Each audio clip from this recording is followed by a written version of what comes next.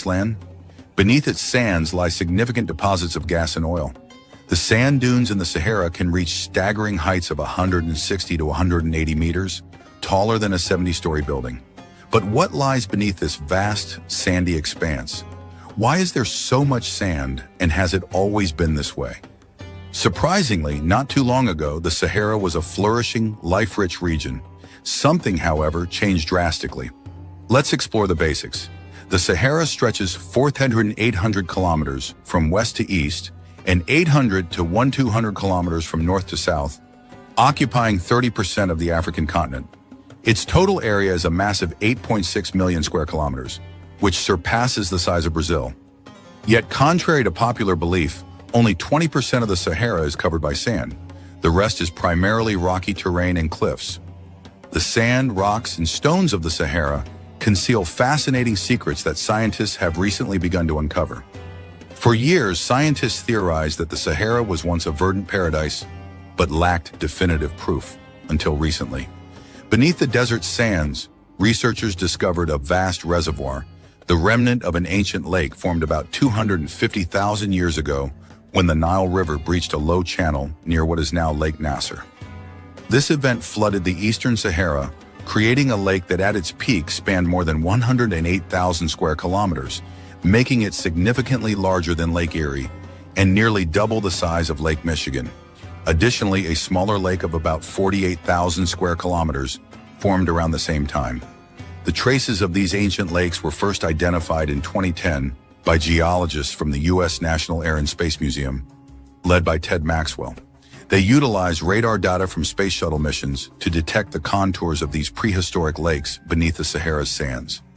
The extreme dryness of the desert, combined with the consistent geological structure, allowed the radars to capture detailed images of this hidden prehistoric landscape, revealing one of the Sahara's many secrets. Scientists uncovered fossilized fish remains in sediments approximately 400 kilometers west of the Nile River, at an elevation of about 250 meters above sea level, marking the highest shoreline of a once vast lake. By integrating this data, researchers confirmed that the Nile once inundated the entire Kisiba-Tushka Depression in Egypt, forming a massive lake. The presence of Paleolithic human settlements near the Salima and Tarfawi areas further supports the existence of this ancient lake. For thousands of years, this lake fostered a diverse array of flora and fauna. However, its sudden formation led to its eventual demise, as the water levels receded and evaporated faster than they could be replenished. Over time, the lake dried up, and its bed was consumed by sand.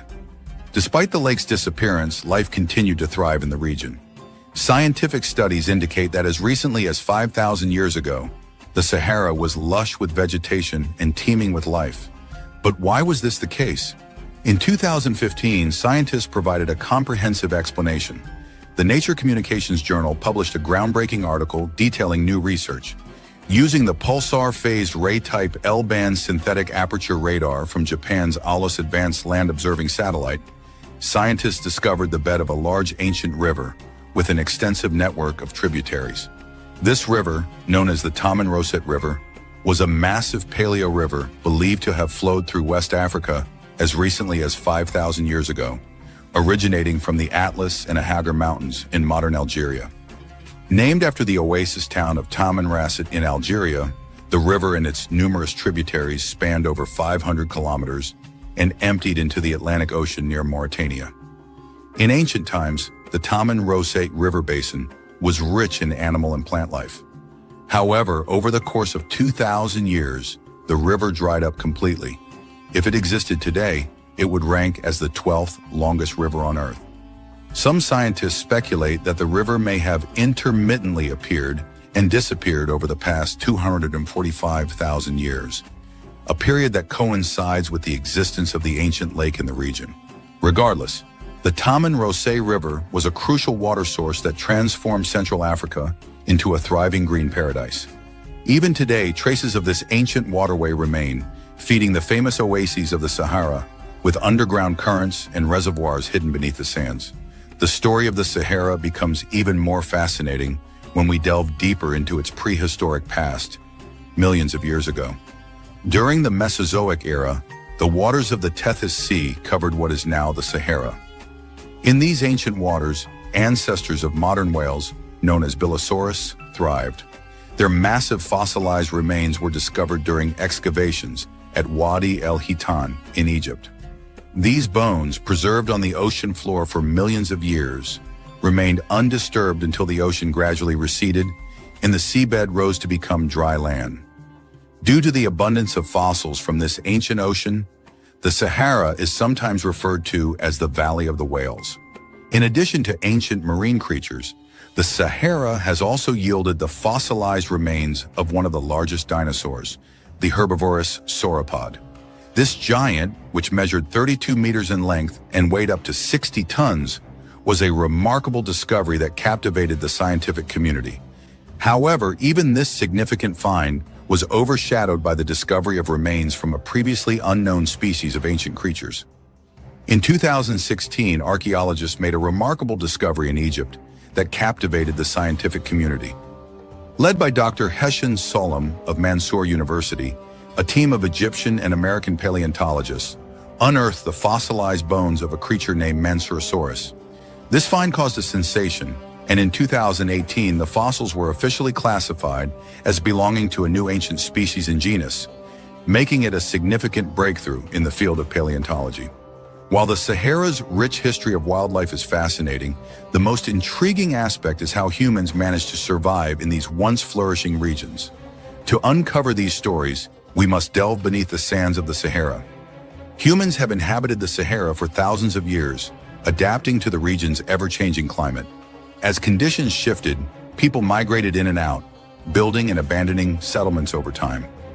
Archaeologists have discovered human remains that indicate several distinct communities once lived there, some of which had social structures more advanced than mere pastoralism.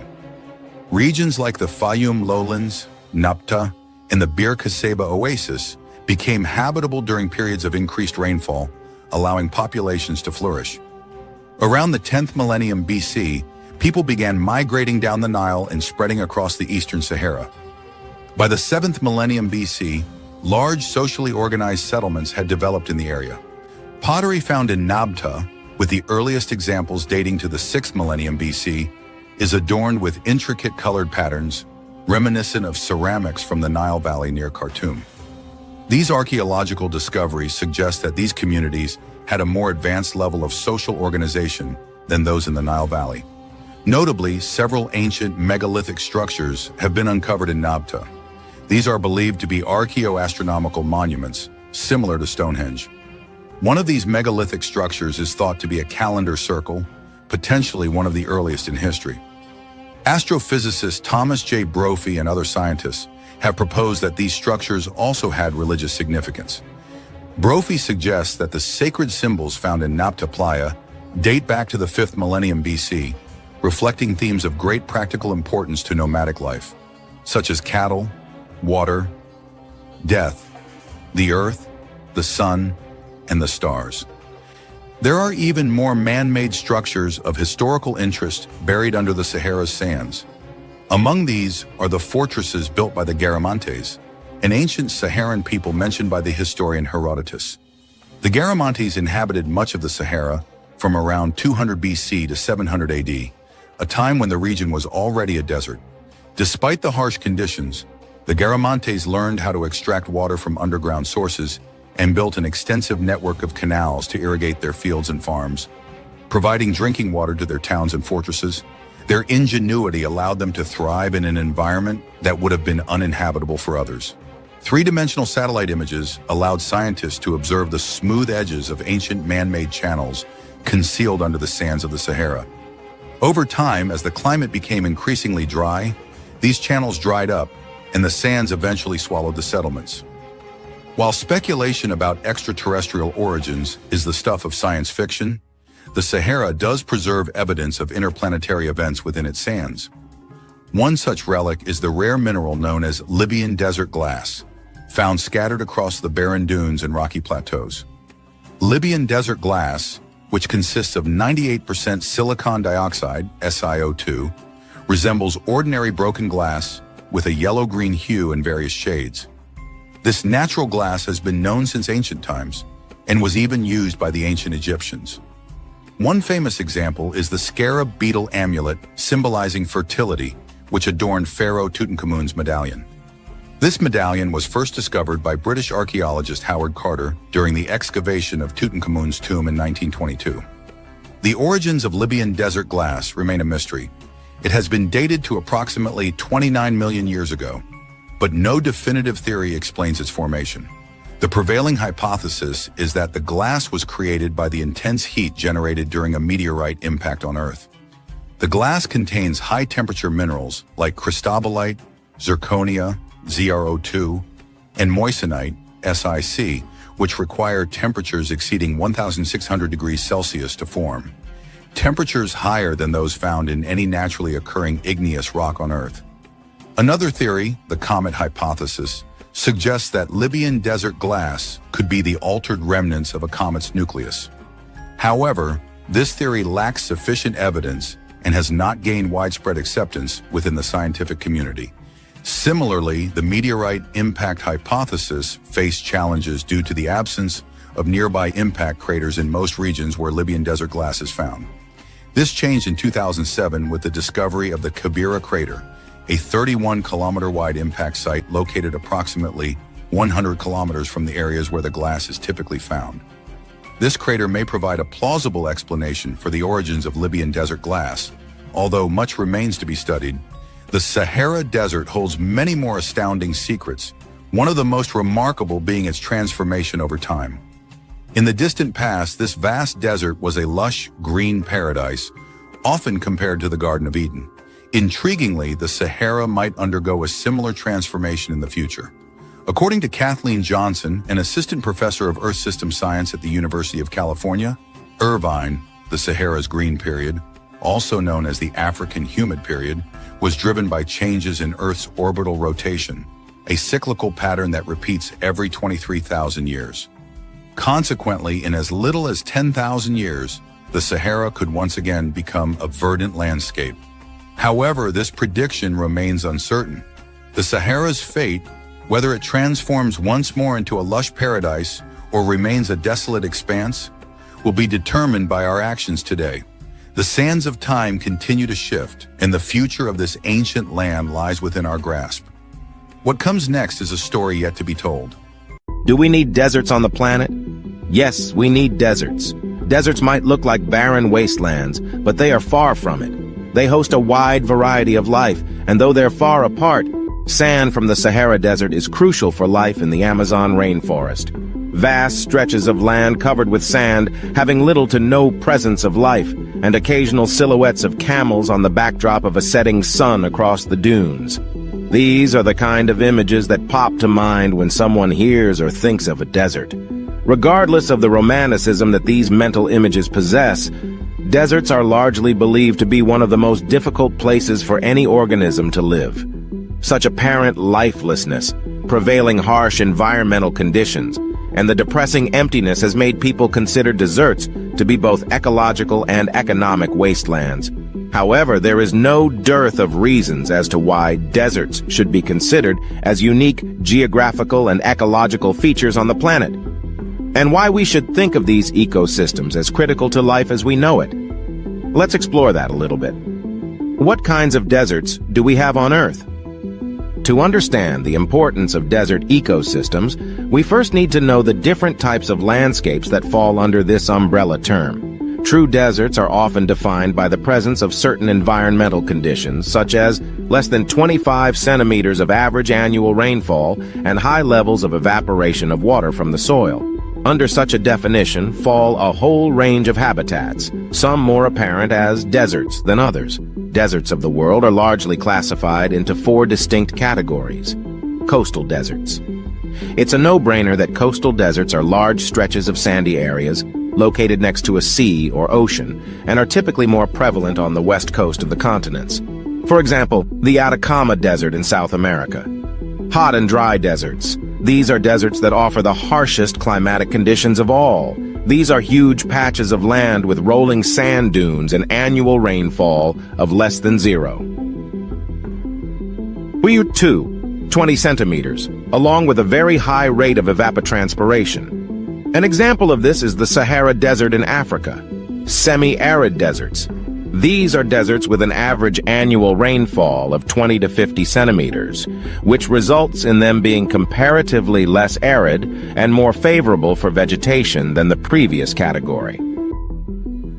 The Great Basin Desert in North America is an example of this variety.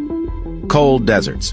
Unlike the others, these are deserts located in extremely cold areas, generally situated in higher latitudes with low rainfall and high aridity. That is the Gobi Desert in Central Asia. So what do deserts help support our ecosystem? Deserts are a home to animals. Deserts are mainly known for their sparse landscapes and lack of vegetation, but they also provide a home to many species that can't be found in other places, like the kangaroo rat and cactus wren. Deserts provide the perfect habitat for warm weather creatures to roam around without having to worry about finding food or shelter.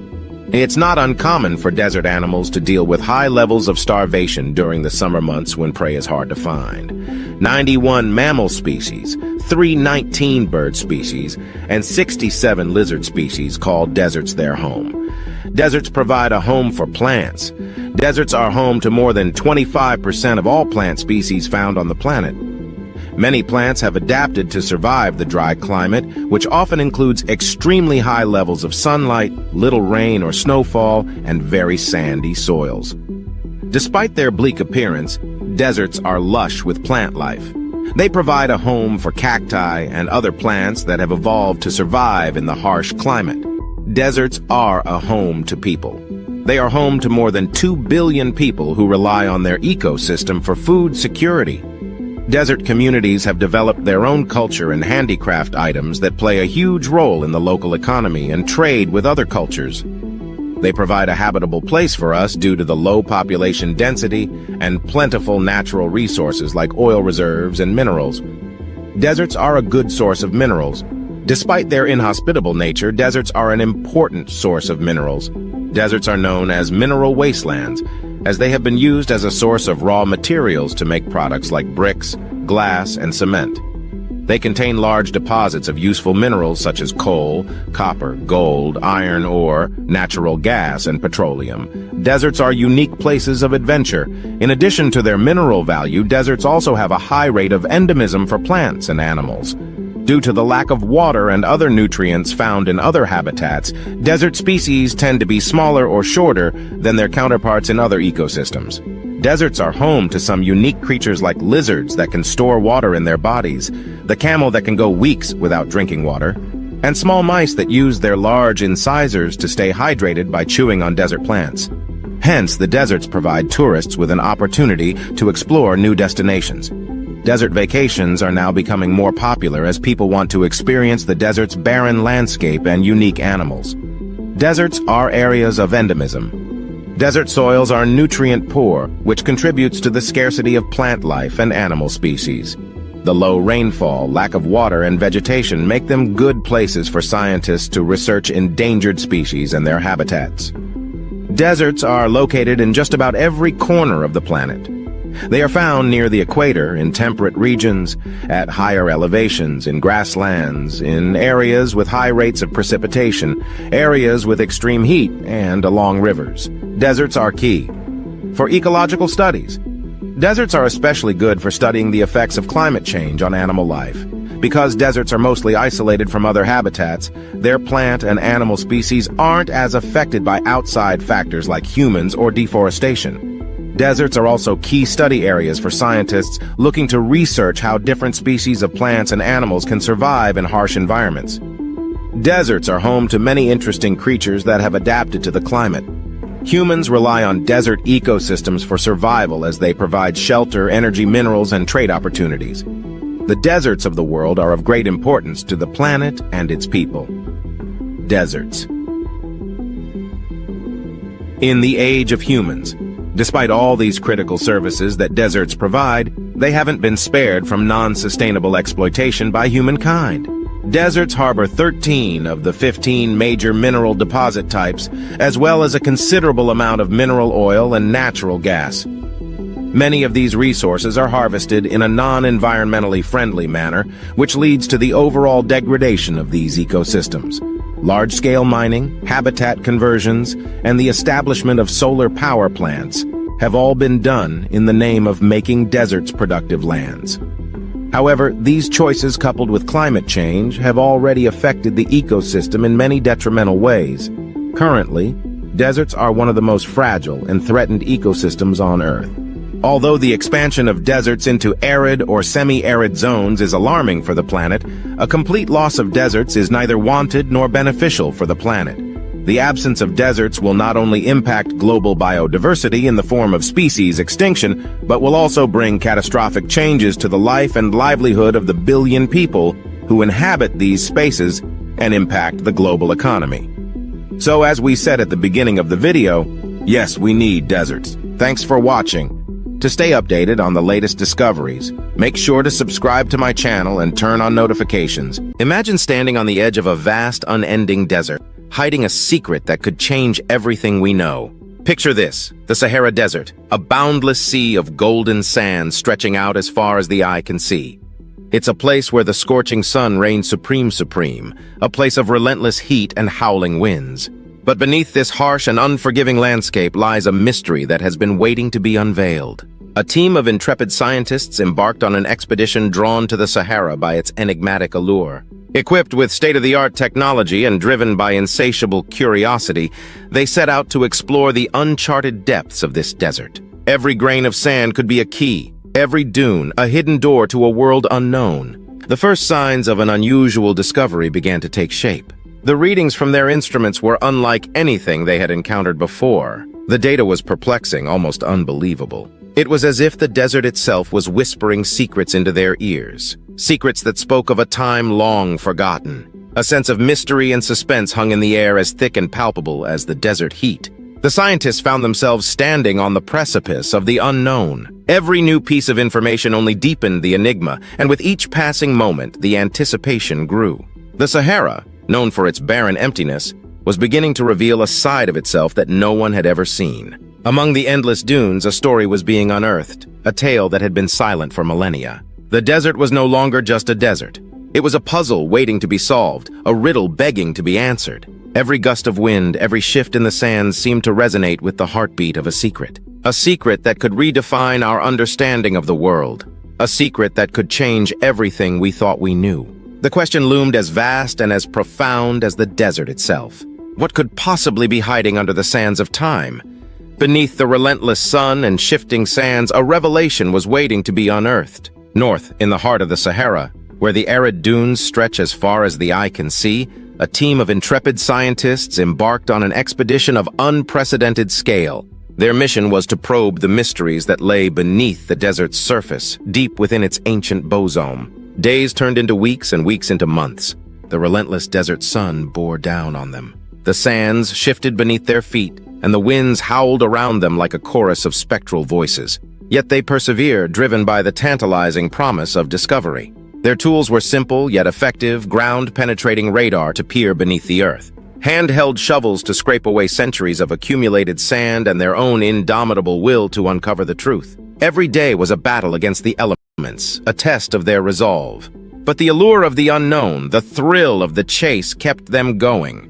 Then one fateful day, their efforts bore fruit. There, in the heart of the Sahara, they stumbled upon something that defied belief, something that challenged the very foundations of their understanding. Their initial reaction was one of disbelief. The readings on their instrument seemed impossible, the implications of their findings unthinkable. But as they delved deeper, the terrifying reality began to sink in. They had discovered something that had been lurking beneath the sands for millennia, waiting to be discovered. This was no ordinary discovery. This was something that had the potential to change everything. It was a revelation that challenged established scientific theories, a find that could rewrite history. The sheer magnitude of the discovery was overwhelming. The implications terrifying. As news of the discovery spread, the world held its breath. Scientists and laymen alike grappled with the implications. What could it be? What did it mean? The answer to these questions would have to wait for another day. A discovery so terrifying it sent shivers down the spines of the toughest scientists. The revelation that emerged from the depths of the Sahara was unlike anything anyone had seen before. Brace yourselves as we delve deeper into the mystery that has sent shockwaves through the scientific community. Imagine, if you will, walking into a room filled with darkness, armed with nothing but a small flashlight. This is akin to our understanding of the Earth, a place we call home, but know so little about. In the heart of the Sahara Desert, a region often associated with desolation and emptiness, scientists have stumbled upon a discovery that has turned our understanding of the Earth on its head. Beneath the seemingly endless stretches of golden sand and scorching sun lay a vast network of underground rivers and lakes, a hidden aquatic world that defies all known geographical and environmental norms. But it wasn't just the existence of this subterranean water system that was startling. It was what these waters concealed that truly shook the scientific community to its core. In the depths of these underground waters, scientists found an array of never-before-seen life forms, species that had evolved in complete darkness, isolated from the outside world for millions of years. But here's the terrifying part. These life forms exhibited characteristics unlike any known terrestrial species. Their survival in such extreme conditions hinted at the possibility of life forms that could thrive in environments previously deemed inhospitable, even on other planets. The terrifying discovery was not just about the existence of an entirely new ecosystem, but what it implied. It suggested that life as we know it, life as we've defined it, might just be a drop in the ocean of possibilities. This discovery forced us to reconsider our understanding of life, pushing us into a realm of uncertainty and opening up a Pandora's box of existential questions. So what was initially a geological exploration turned into a biological discovery that challenged our very definition of life and our place in the universe. This was not just a discovery, it was a terrifying testament to the unknown depths of our planet. The world stood still as the horrifying truth from beneath the Sahara began to sink in. Imagine the Sahara, a vast expanse of sand and solitude, hiding a secret so monumental that it shakes the very foundations of our understanding. Now, this secret is out in the open, sending shockwaves across the globe as we grapple with its implications. Leading scientists who have dedicated their lives to the study of our planet were left stunned. Renowned geologist Dr. Evelyn Stone likened the revelation to finding a new piece in the puzzle of Earth's history, a piece we didn't even know was missing. She went on to say, "This discovery has the potential to rewrite textbooks, to shift paradigms. It's not just a game changer, it's a whole new game." But what does this all mean for us, the non-scientific layman? Well, let's paint a picture. Imagine waking up tomorrow and finding out that the world is not round, but square. It's that level of paradigm shift. It's like discovering a new color that's been in front of our eyes all along, but we just didn't have the capacity to see it. It's like realizing that the Earth isn't the center of the universe, but just a tiny speck in the grand cosmic scheme of things. This discovery has the potential to change the way we view our place in the universe. It could lead to advancements in technology, to a deeper understanding of our past, and to a clearer vision of our future. However, it's not all roses and rainbows. With every discovery comes a new set of challenges. How do we adapt to this new understanding? How do we navigate the unknown territory that this revelation opens up? And perhaps most importantly, what other secrets is our planet hiding as we stand on the precipice of this new era? The world looks different. It feels different, because it is different. The Sahara, a once silent and unassuming desert, has spoken, and its voice has echoed across the world, leaving us with more questions than answers. The implications of this discovery were earth-shattering, changing everything we thought we knew. The terrifying discovery under the Sahara Desert has forced us to rethink everything. This isn't just a shift in perspective. It's a seismic jolt that's shaken the very core of our understanding, our knowledge, and our perception of the world we inhabit. This discovery, unearthed from the heart of the Sahara, has opened our eyes to a past we never knew existed. It has revealed secrets that have been buried for millennia, waiting silently under the desert sands, holding on to stories of civilizations that flourished and perhaps perished, and ecosystems that thrived in unexpected ways. What we once believed to be an arid, lifeless expanse has now been revealed as a canvas on which nature has painted vibrant scenes of life and evolution. This discovery is a testament to the fact that the Earth, our home, is an ever-changing entity, constantly evolving and transforming, often in ways we can't even begin to comprehend. The implications of this discovery are profound. It forces us to question our assumptions and biases. It compels us to look beyond what we see, on the surface, and delve deeper, It encourages us to be more curious, more inquisitive, and more open to the possibility that there is so much we don't know about our planet. In a way, this discovery is a humbling reminder of our place in the grand scheme of things. It's a wake-up call, urging us to respect and treasure our planet, to learn from its past and work towards a sustainable future. As we grapple with this new knowledge, we find ourselves at the threshold of a new reality. A reality that's filled with mysteries waiting to be solved, stories waiting to be told, and lessons waiting to be learned. As we stand on the brink of this new reality, one thing is certain. The world as we know it has been forever changed by the terrifying discovery under the Sahara Desert.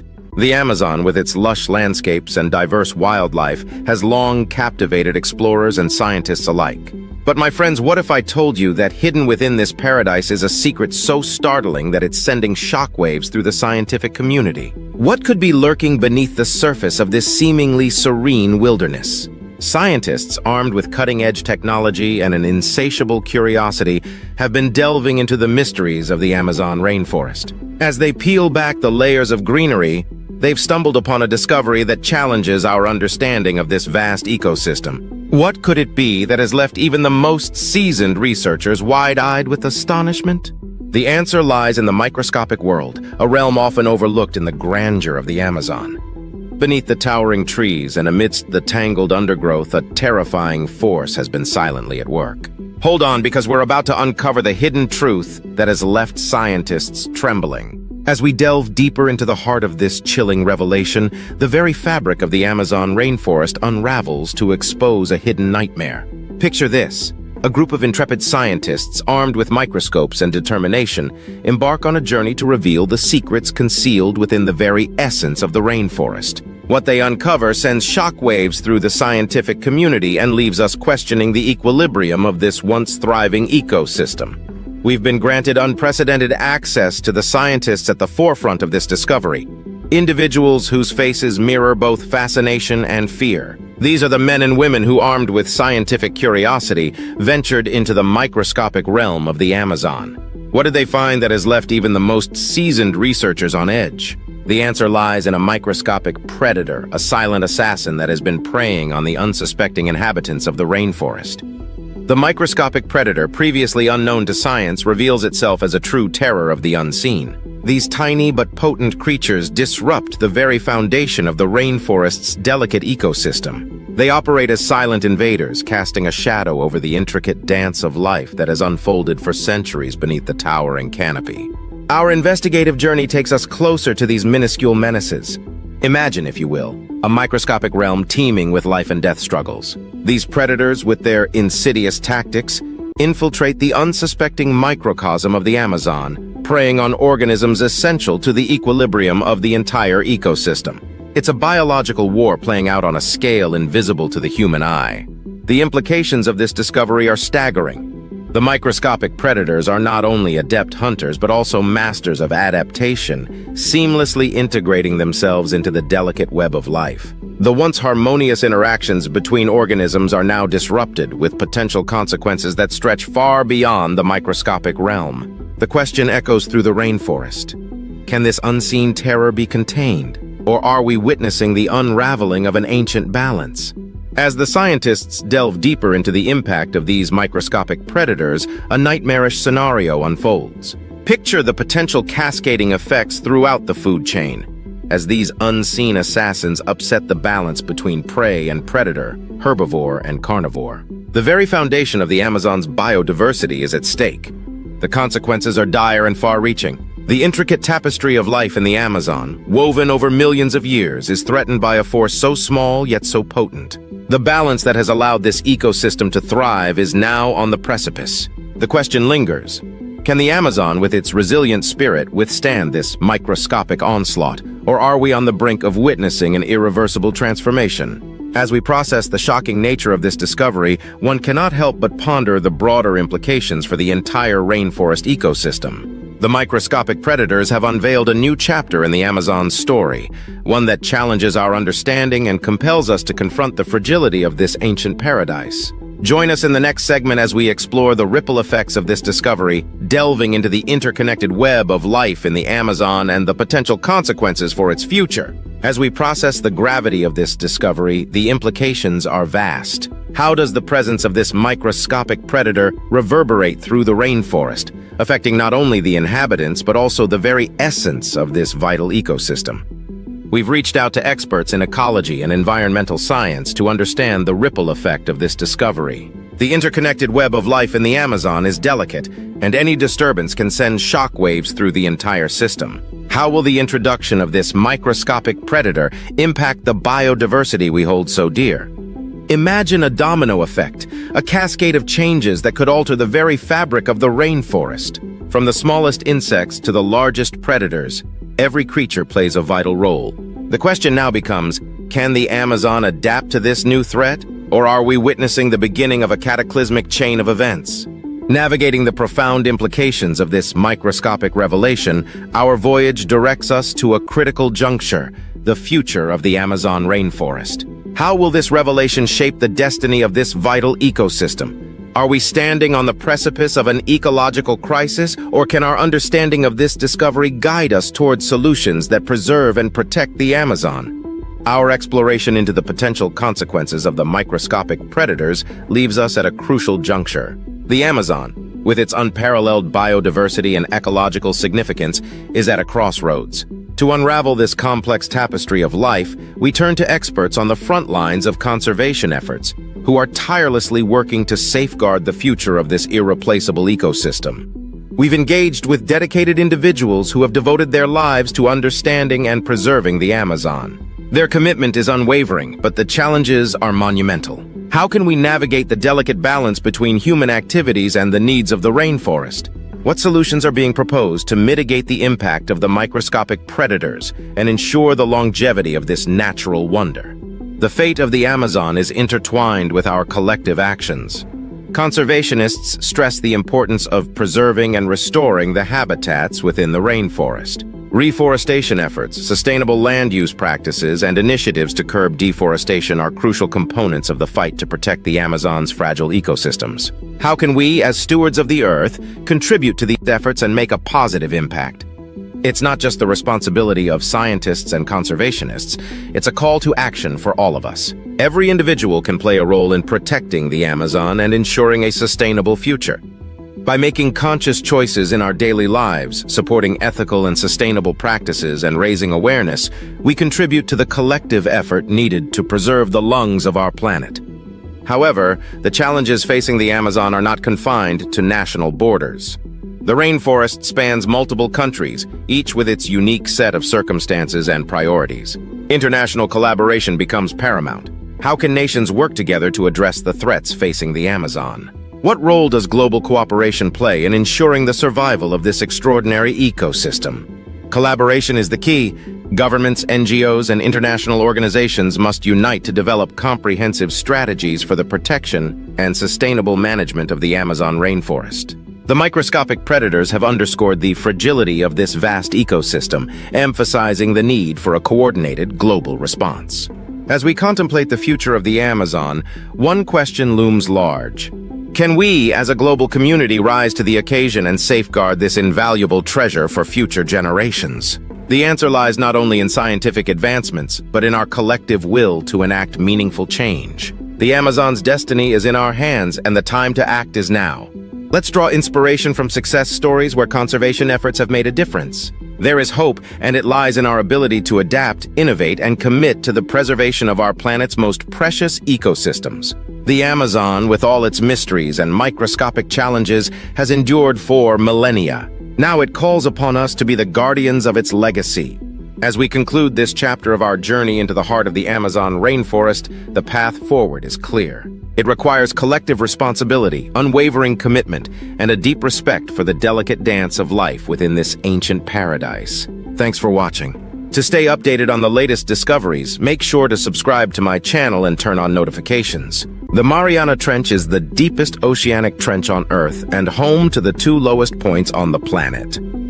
The crescent-shaped trench is in the western Pacific, just east of the Mariana Islands near Guam.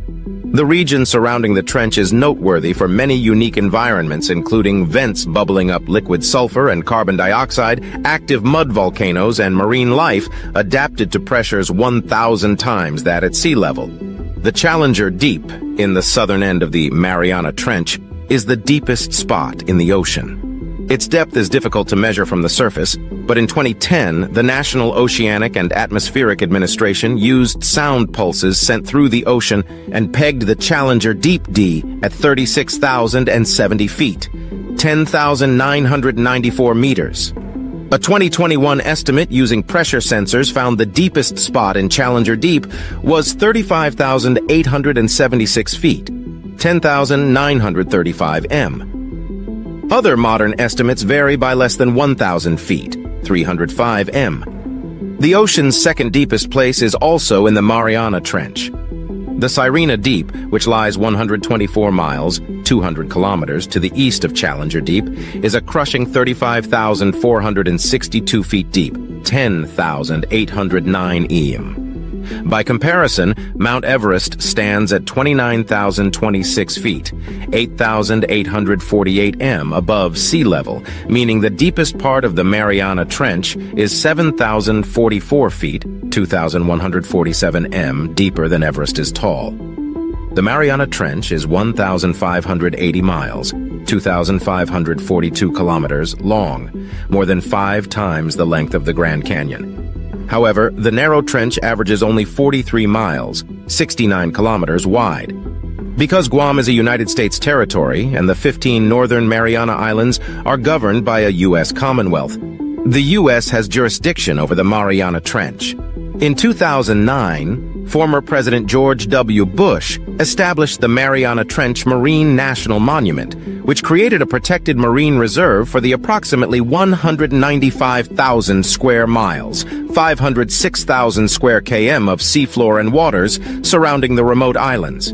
The monument includes most of the Mariana Trench, 21 underwater volcanoes, and areas around 3 islands. What lives in the Mariana Trench?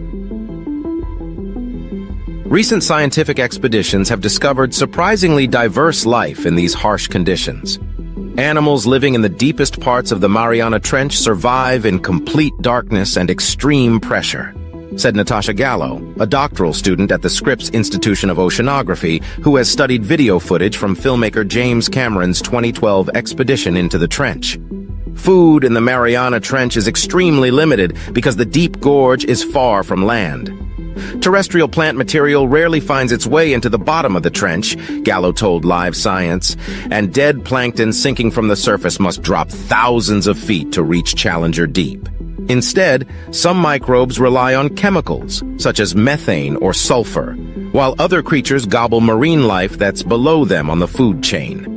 The 3 most common organisms at the bottom of the Mariana Trench are xenophyophores, amphipods, and small sea cucumbers, holothurians, Gallo said.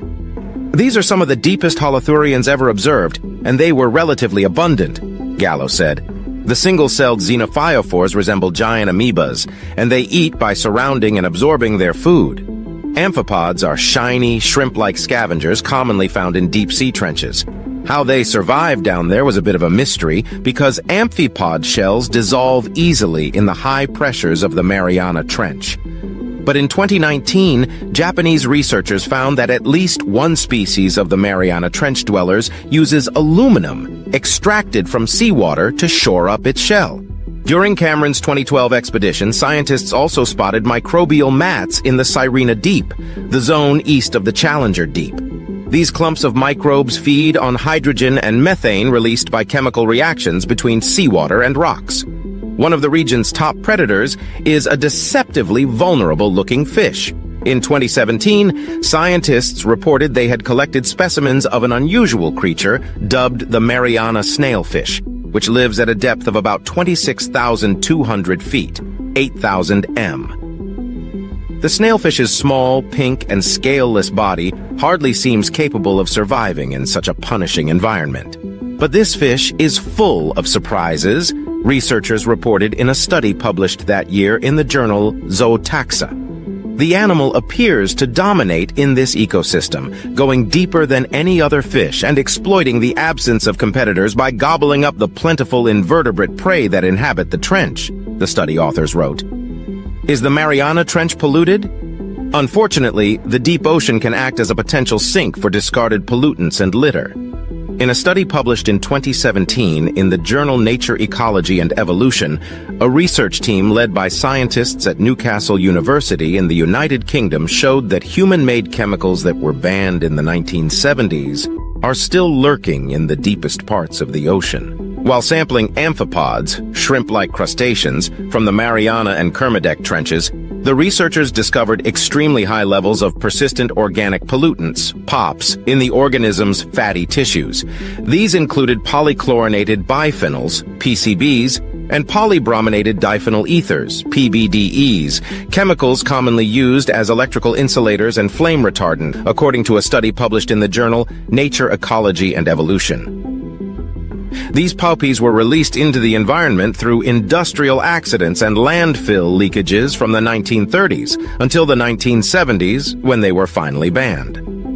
We still think of the deep ocean as being this remote and pristine realm, safe from human impact, but our research shows that sadly this could not be further from the truth.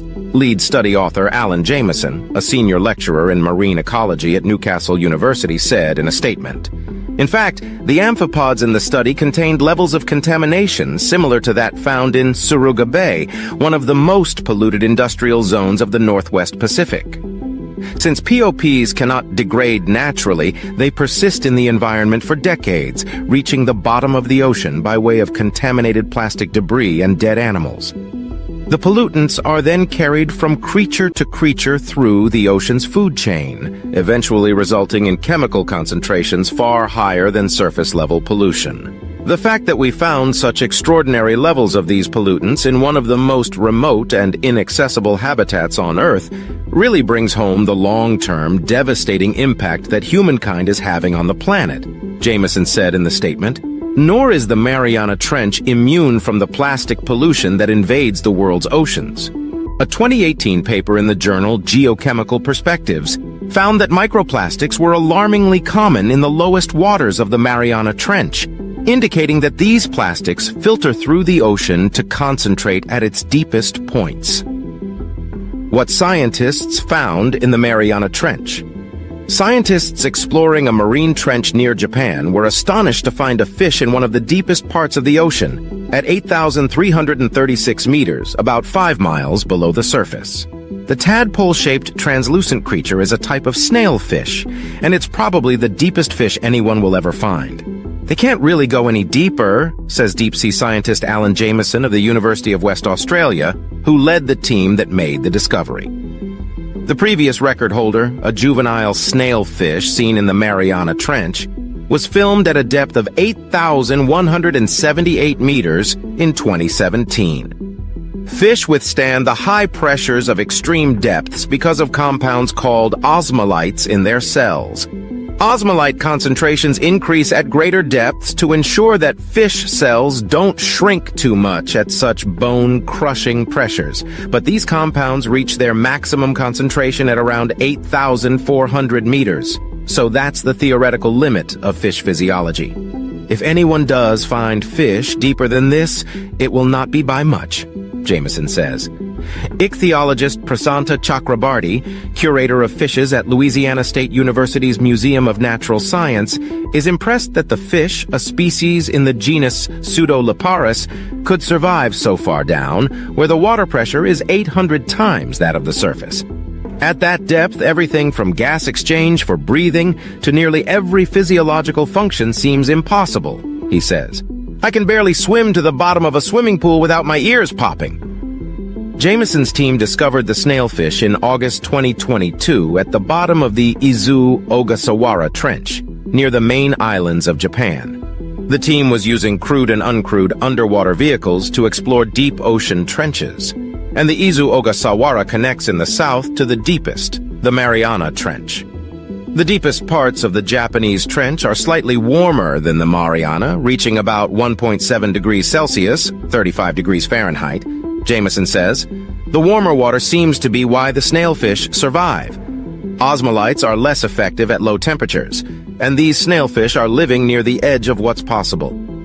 The difference is a fraction of a degree, so we wouldn't care, Jameson says, but it makes a difference to marine animals.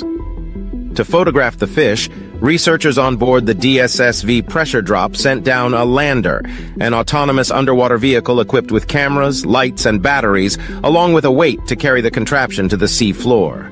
The researchers used landers that carried dead fish as bait, deep-sea crustaceans ate the bait, and the snailfish came to eat the crustaceans.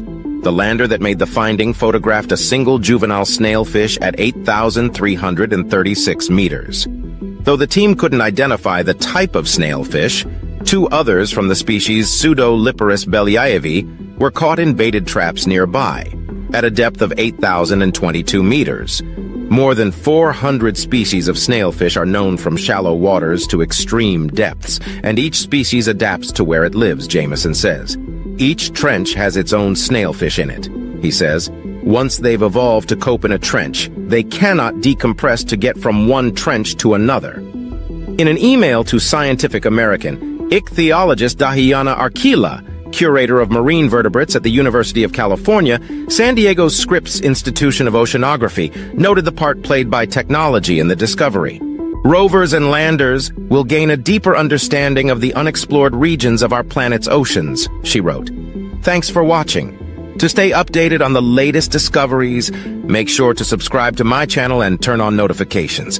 These explorers spent weeks in Antarctica searching for a long-lost ship, sending underwater robots deep below the ice, hoping to make polar history. Have you ever wondered what secrets lie beneath Antarctica's ice? Imagine a place so remote and extreme that only a few brave scientists venture there each year, facing harsh conditions to uncover the unknown. So what exactly have they discovered? How do these revelations impact us? And what else might be lurking under the ice? Today we're diving into the heart of this frozen continent to reveal some of the most shocking discoveries made by scientists. This is a journey you won't want to miss. Antarctica is the southernmost continent in the world and a hotspot for scientific research. While some people enjoy planning cruises to Antarctica, those trips are something of a drive-by. The continent is actually inhabited by many scientists and researchers. Around 400 scientists spend the winter on this icy continent each year, and new discoveries in Antarctica are made every year. When these marine biologists, geologists, oceanographers, and geophysicists all work together, amazing discoveries take place. These scientists and researchers collect data, gather video footage, use radar technology, and embark on expeditions on and around Antarctica. There are plenty of discoveries constantly being made of the world's coldest desert and its surrounding seas. Some interesting recent scientific discoveries in Antarctica relate to the ozone layer, earthquakes, shipwrecks, and million-year-old DNA. Of course, as with any body of water, new things continue to unsurface throughout the Antarctic. From ships to treasures to new species, the Antarctic proves to be one of the most interesting oceans in the world. Researchers planned a colossal squid expedition. Scientists conducted a colossal squid exploration in December 2022 and were able to grab videos and photos of some of the rare species swimming far beneath the surface. While this discovery in Antarctica is still underway, it is a story regarding Antarctica worth knowing about. An international expedition of scientists is set to travel to Antarctica in December 2022 to capture video footage of the colossal squid. This type of squid is the largest invertebrate in the world. This expedition could reveal important information about the behaviors and habits of colossal squids, as well as information on animal life in Antarctica in general. This species was first discovered in 1925, so the goal of the scientists is to capture footage of this majestic creature before the 100-year anniversary of its discovery. The ozone hole above Antarctica is growing larger.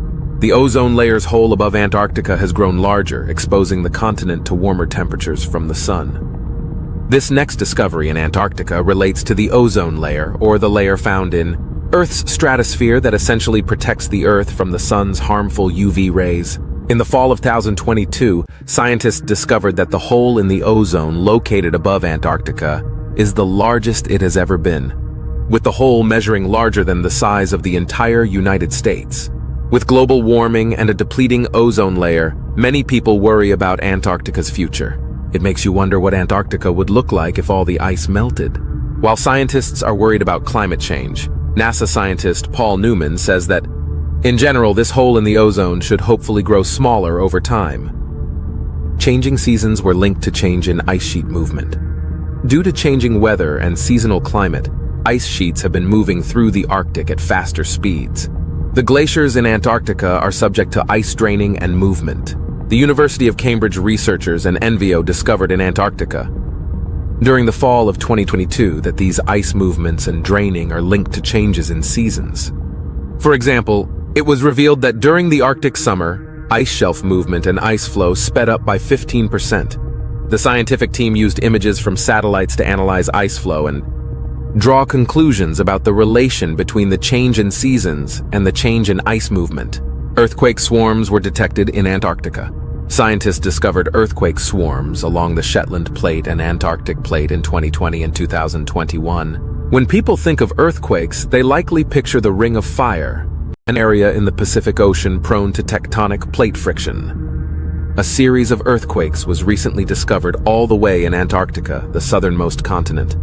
Scientists discovered earthquake swarms occurred along the Shetland Plate and Antarctic Plate. The swarms lasted from August 2020 all the way through February 2021. Within that time, around 85,000 earthquakes occurred. Scientists believe this series of earthquake storms was potentially caused by the eruption of a dormant volcano. An enormous icefish breeding colony was discovered. A massive group of icefish was found in 2021 near the Filchner ice shelf. In early 2021, scientists uncovered the largest known fish breeding colony by the Filchner ice shelf in the Antarctic Weddell Sea, containing 60 million nests. The team of scientists used a towed camera system to gather footage of the ice fish, which were located over 400 meters below sea level. The images provided by the camera system allowed the scientists to determine that the nests were created by Neopagetopsis iona, a species of icefish. These nests typically contain between 1,500 to 2,500 eggs each. The shipwreck of Shackleton's Endurance was uncovered. The infamous shipwreck Endurance was found in March 2022. There are so many unique facts about Antarctica and the continent's history, from its flora and fauna to the midnight sun. One interesting part of Antarctica's history is the sinking of the steam yacht Endurance in 1915. The ship belonged to explorer Ernest Shackleton, who survived the shipwreck and later passed in 1922. The ship was finally discovered in March 2022 by a South African polar research team. Researchers are overjoyed not only with the discovery, but the excellent condition Endurance is in. Sponges were found beneath the ice. In 2021-2022, sponges were found when people were drilling through Arctic ice, hitting a boulder. This incredible discovery from winter 2021-22 is thanks to marine biogeographer Hugh Griffith. The interesting thing is, Griffith was not even present during the discovery of the sponges. Geologists were drilling through ice in Antarctica and hit a boulder. This drilling process was recorded on camera, and when Griffith watched the video, he discovered sponge animals on the rock. Griffith believes these sponges to be stalked sponges. There are other animals living on the rock that have not yet been identified, but scientists do know there are sponges present. Million-year-old DNA was discovered. In the fall of 2022, scientists uncovered million-year-old DNA in the Scotia Sea, just north of the continent. In the fall of 2022, scientists discovered million-year-old DNA in Antarctica. A University of Tasmania and University of Bonn study discovered this DNA in the Scotia Sea, located just north of the continent of Antarctica. The ancient sediment that was discovered is now the oldest marine DNA found from seafloor sediments. This DNA will be analyzed and studied by scientists, as it will tell us a lot about the polar marine ecosystem, as well as how climate change may affect Antarctica. A large lake was found beneath Antarctica's largest ice sheet. According to researchers, sediment from over 34 million years ago was also discovered in the area. Speaking of million-year-old DNA, a recent lake was found in Antarctica that scientists believe could possess sediment from over 34 million years ago. In the spring of 2022, a Chinese aircraft spotted this hidden lake behind a canyon and below an ice sheet. The lake has since been named Lake Snow Eagle, Lake Snow Eagle was discovered using radar technology to look beneath the ice sheet.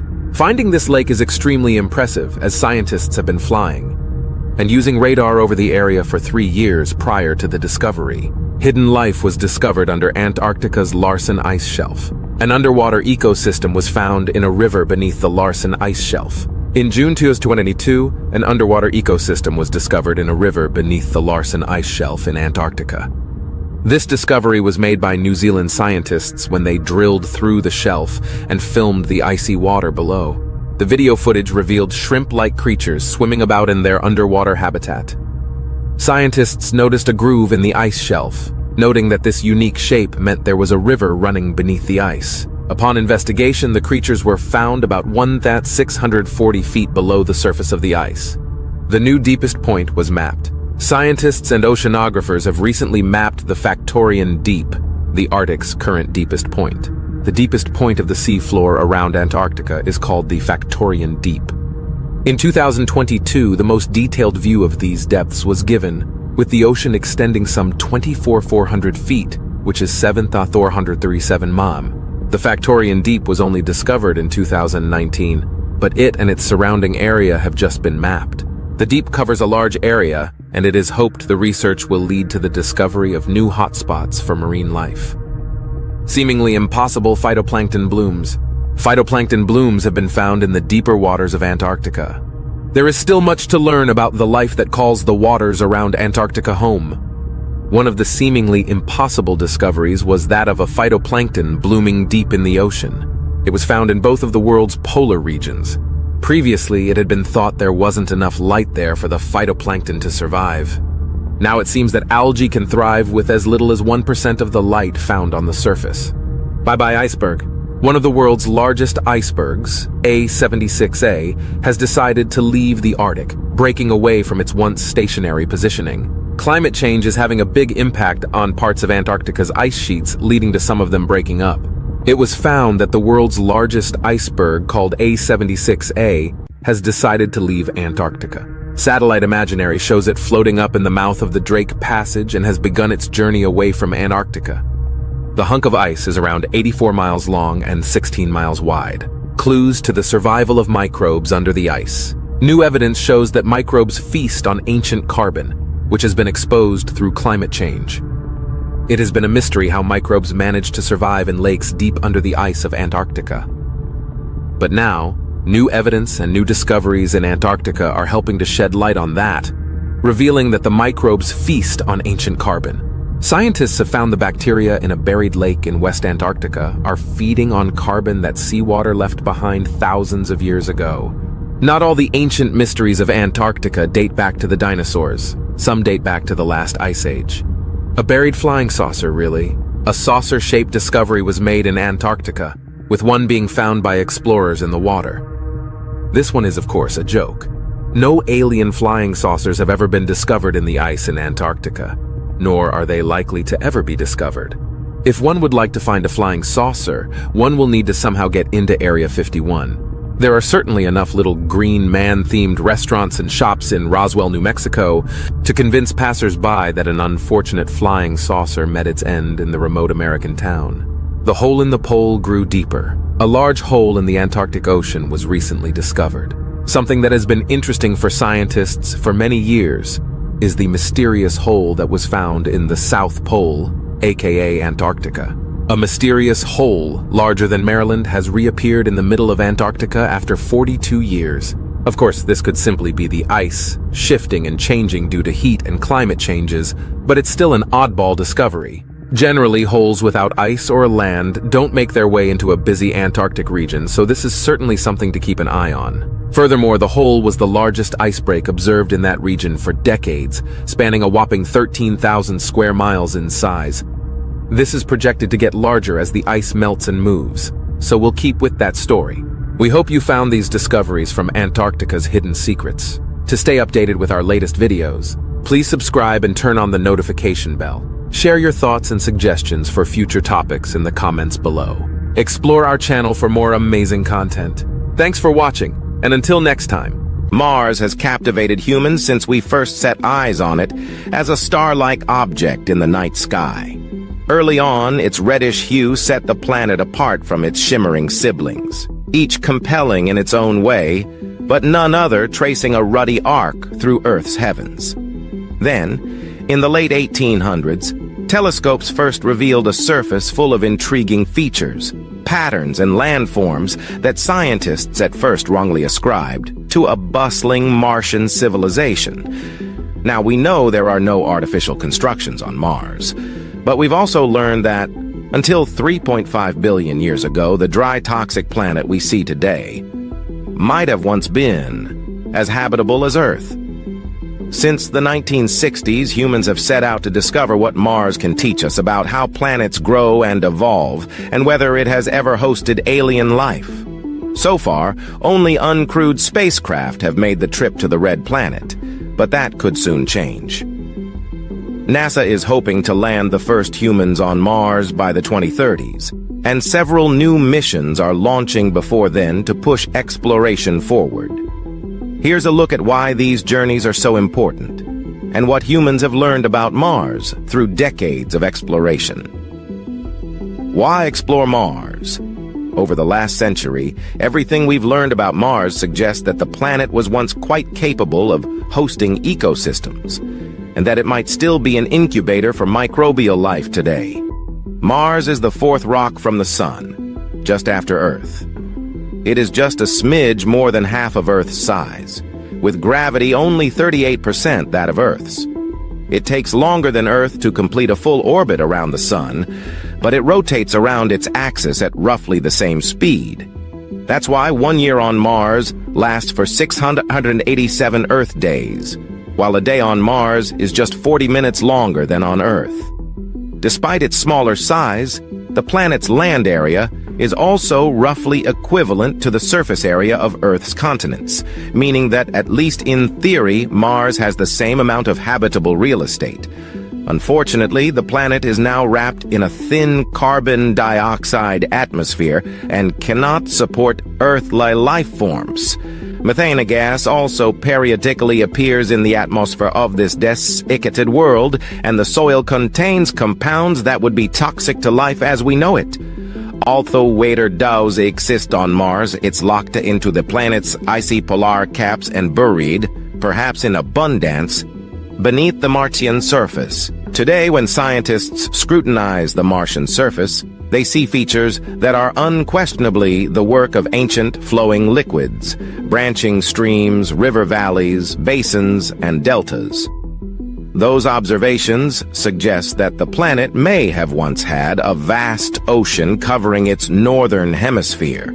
Elsewhere, rainstorms soaked the landscape, lakes pooled, and rivers gushed, carving torrents into the terrain. It was also likely wrapped in a thick atmosphere capable of maintaining liquid water at Martian temperatures and pressures. Somewhere during Martian evolution, the planet went through a dramatic transformation, and a world that was once rather Earth-like became the dusty, dry husk we see today. The question now is, what happened? Where did those liquids go? And what happened to the Martian atmosphere? Exploring Mars helps scientists learn about momentous shifts in climate that can fundamentally alter planets. It also lets us look for biosignatures, signs that might reveal whether life was abundant in the planet's past, and if it still exists on Mars today. And the more we learn about Mars, the better equipped we'll be to try to make a living there, someday in the future. Past missions, major discoveries. Since the 1960s, humans have sent dozens of spacecraft to study Mars. Early missions were flybys, with spacecraft furiously snapping photos as they zoomed past. Later, probes pulled into orbit around Mars. More recently, landers and rovers have touched down on the surface. But sending a spacecraft to Mars is hard, and landing on the planet is even harder. The thin Martian atmosphere makes descent tricky, and more than 60% of landing attempts have failed.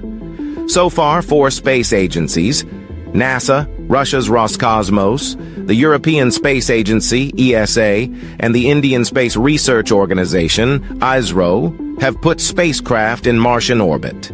With 8 successful landings, the United States is the only country that has operated a craft on the planet's surface. The United Arab Emirates and China might join that club if their recently launched Hope and Tianwen-1 missions reach the Red Planet safely in February 2021. Early highlights of Mars missions include NASA's Mariner 4 spacecraft, which swung by Mars in July 1965 and captured the first close-up images of this foreign world. In 1971, the Soviet space program sent the first spacecraft into Martian orbit. Called Mars 3, it returned roughly 8 months of observations about the planet's topography, atmosphere, weather, and geology. The mission also sent a lander to the surface, but it returned data for only about 20 seconds before going quiet. Over the subsequent decades, orbiters returned far more detailed data on the planet's atmosphere and surface, and finally dispelled the notion, widely held by scientists since the late 1800s, that Martian canals were built by an alien civilization. They also revealed some truly dramatic features.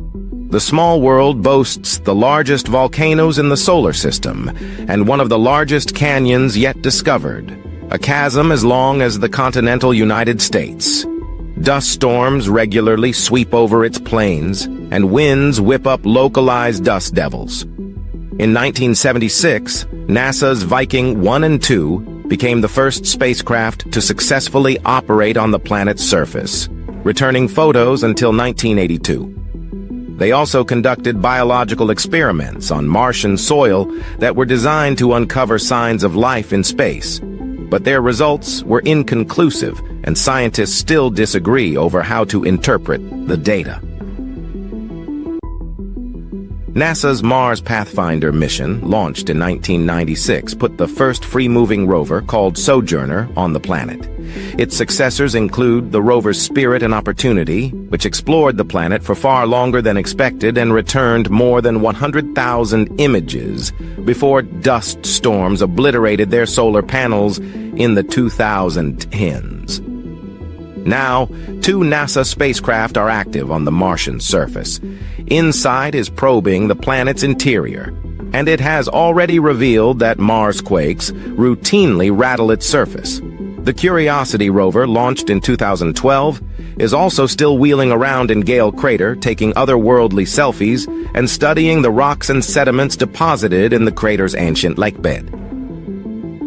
Several spacecraft are transmitting data from orbit: NASA's Maven orbiter, Mars Reconnaissance orbiter, and Mars Odyssey, ESA's Mars Express, and Trace Gas orbiter, and India's Mars orbiter Mizzion. Together, these missions have shown scientists that Mars is an active planet that is rich in the ingredients needed for life as we know it: water, organic carbon, and an energy source. Future of Mars. Exploration.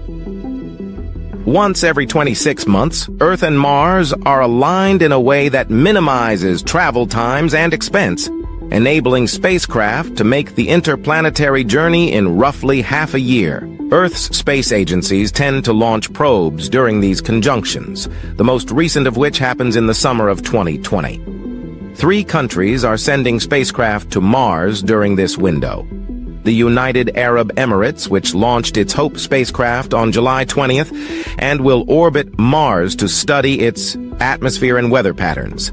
China, which launched its Tianwen-1 on July 23rd, and the United States, currently targeting July 30th for the launch of its Perseverance rover. Perseverance is a large, 6-wheeled rover equipped with a suite of sophisticated instruments. Its target is Jezero Crater, site of an ancient river delta and a likely location for ancient life forms to have thrived. Once on the surface, Perseverance will study Martian climate and weather, test technologies that could help humans survive on Mars, and collect samples from dozens of rocks that will eventually be brought to Earth. Among its goals is helping to determine whether Mars was or is inhabited, making it a true life-finding Mars mission. All of the robotic activity is, of course, laying the groundwork for sending humans to the next world over. NASA is targeting the 2030s as a reasonable time frame for setting the first boots on Mars and is developing a space capsule, Orion, that will be able to ferry humans to the moon and beyond. Private spaceflight companies such as SpaceX are also getting into the Mars game.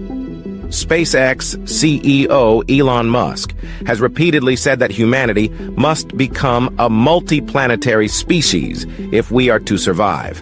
And he is working on a plan that could see 1 million people living on Mars before the end of this century.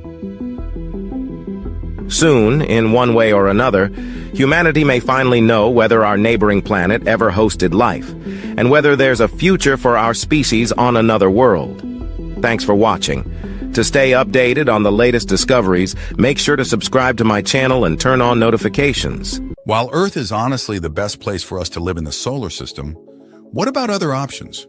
While human space exploration has expanded for decades, we have still been limited to this planet, its orbit, the ISS and other space stations, and past missions to the moon as of June 2023. Crewed missions to the moon are scheduled to begin next year. But Mars has been on the horizon for decades as the closest planet to our own. While it's not identical to Earth, human habitation is possible. So let's dive into 10 reasons to colonize and live on Mars. As the closest planet to home, Mars sits at an average of about 140 million miles, 225 million kilometers, but varies widely with the closest approaches at about 39, 63 million miles, 62, 101 million kilometers apart, and the opposition when both are at aphelion can be 249 million miles, 401 million kilometers apart. To make the fastest and most efficient trip, space agencies plan for a launch window around the closest approaches, but they also have to consider options like fuel efficiency, and so they might choose to use gravity assists around other astronomical objects like Venus, Earth, or the Moon to speed up the spacecraft, which makes the exact travel time a little more complicated. In general, a crewed mission to Mars would likely take about 6.5–8 months one way. While that's a long time to be in space, it's short compared to any other destination. This makes Mars the most reasonable next destination in space after the Moon for human space exploration. While Venus is closer, extreme temperatures, atmospheric pressure, and toxic atmosphere make it uninhabitable for humans, even though recent research suggests conditions may be favorable for bacteria in certain altitudes of its atmosphere. In fact, NASA's upcoming crewed missions to the Moon are actually much bigger than simply lunar colonization. They are the stepping stones for sending humans to Mars by the 2040 ES. In addition, many private space exploration companies like SpaceX have expressed interest in or even goals to send humans to Mars in the near future as well. So let's dive in. What are 10 reasons to colonize and live on Mars? The search for life off Earth. Knowing whether or not life existed or exists beyond Earth is a fundamental question in our understanding of our planet, our solar system, our universe, and even ourselves.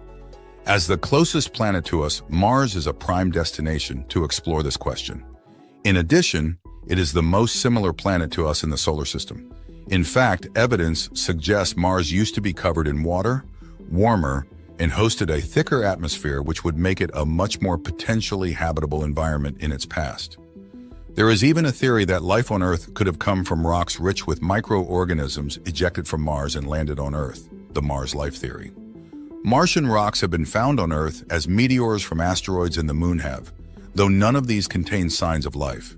Human colonization of Mars would increase the chance of finding evidence of past or even current life on another planet. Understanding the surface of Mars and its evolution. Studying the surface of Mars will help us uncover clues about this past, its evolution to its present-day state, and possibly even our own future. If Mars used to be like Earth, then Earth's future may look like Mars. Studying the evolution of its surface can help us understand if it is a potential future for Earth, which provides vital information in our stewardship of the planet for the next several decades and even centuries. Testing ground and launch pad for future human space exploration. If we can colonize and live on Mars, it will allow us to test further human space exploration, helping us to develop better and safer technology that could be used in more hostile environments like those further out in the solar system or asteroids. In addition, Mars has about 38% the gravity of Earth, requiring spacesuits to weigh us down and move effectively on the surface, which means that it would be easier to launch a spacecraft from Mars than it would be from Earth in terms of escaping the planet's gravity. It could prove to be an efficient spaceport for missions to the outer solar system due to this, and the fact that it is slightly closer to those targets than we are. Develop new technologies. Exploration has always fueled innovation, especially with technology. Many common objects in daily life today, like GPS, medical diagnostic tools, wireless technology, cordless power tools, sports bras, diapers, solar panels, camera phones, and the rumble strips on the highway are because of space exploration. Many medical innovations have come from NASA's research, such as implantable heart monitors, invisible braces, computerized insulin pumps, and artificial limbs. The continual robotic exploration of Mars has fueled innovation in robotics, geology, coding, communications, and more.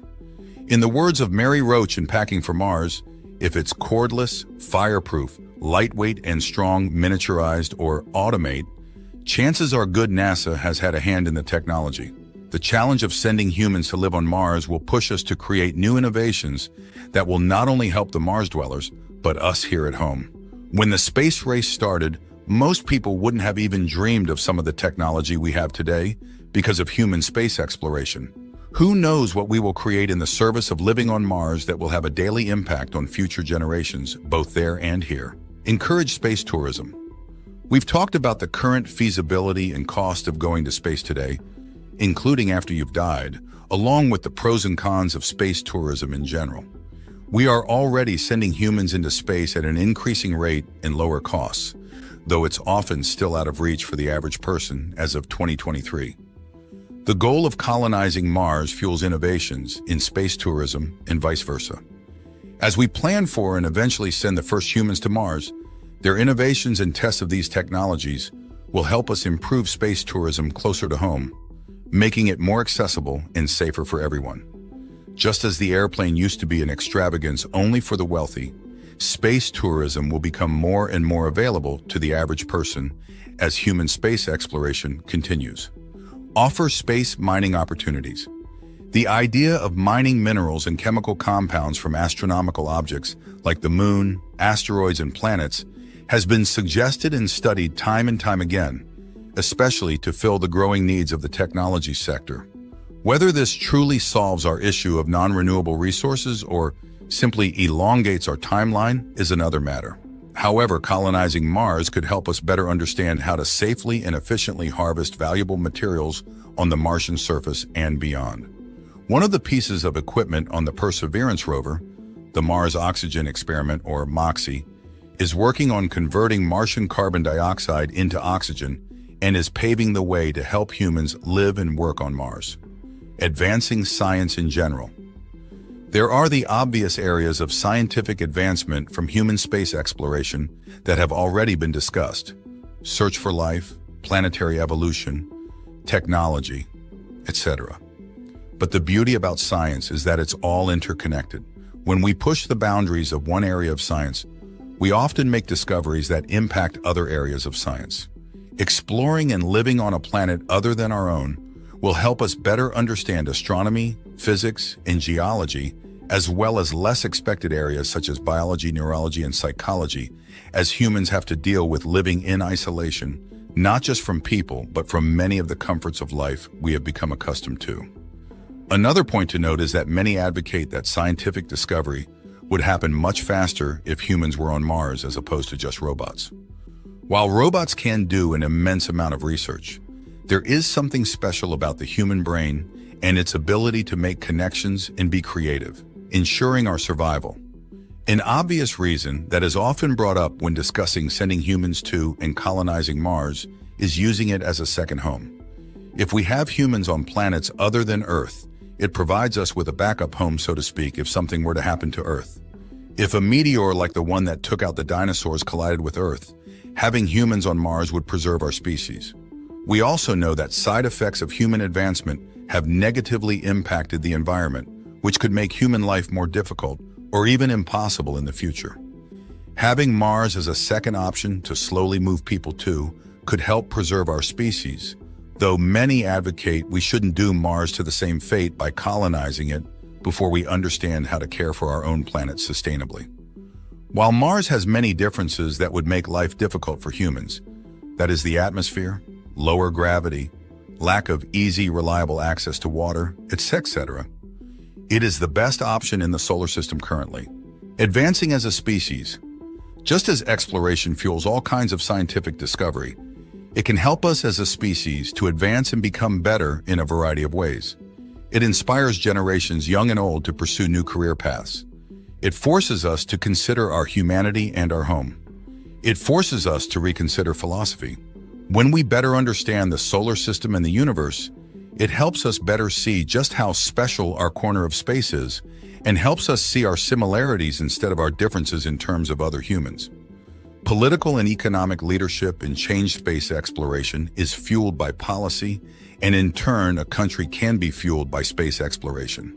The space race is proof that space exploration impacts the politics and economy of a nation and its relationships with other nations. Since space exploration fuels innovation, the country that makes it to Mars will also see political and economic benefits that the other countries may not, or at least not for some time. When we invest in exploration, we invest in our future, which creates economic and political opportunities. As a result, especially in recent years, the prospect of going to Mars has become more tangible and exciting. Both space agencies and private space companies currently have plans to send humans to Mars in the coming decades. While many may offer the counter-argument that we have enough problems here on Earth to focus on before simply moving those problems to another planet, colonizing Mars would provide a number of beneficial impacts for science, innovation, and society. We as a species and as individual nations will have to make the decision concerning its importance in the coming decades. But as of now, there is interest in at least sending people to the Red Planet. Time will only tell how those decisions pan out. But for now, it's exciting to consider the possibilities and benefits of human colonization of another planet. Imagine standing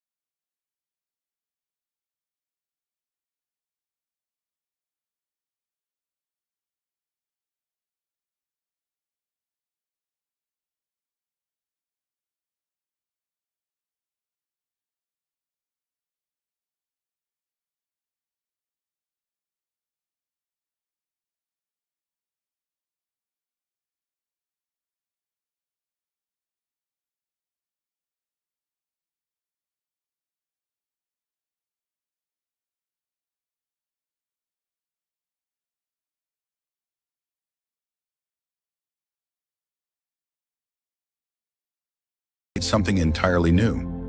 The isolation and challenges of living on Mars might lead to the development of innovative governance structures, ones that are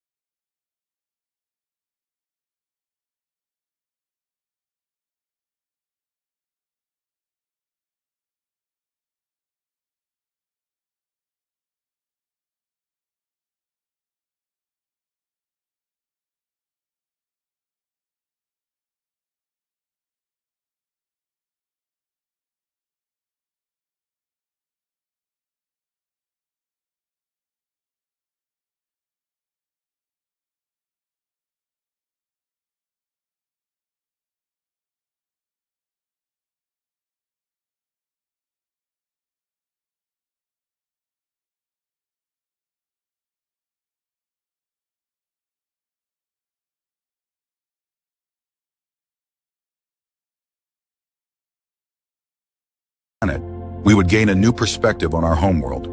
The fragility of Earth's environment might become more apparent, leading to a greater emphasis on sustainability and environmental stewardship. Mars could serve as a reminder of the importance of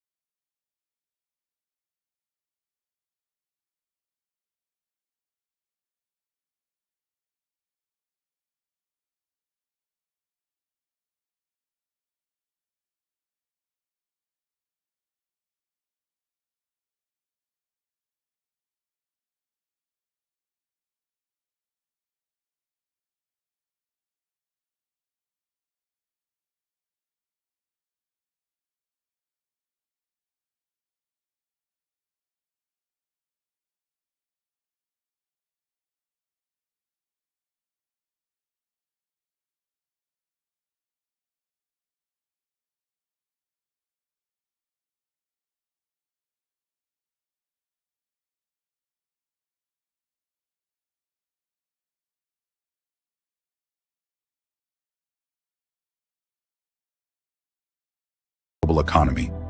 Socially and culturally, the colonization of Mars could lead to the emergence of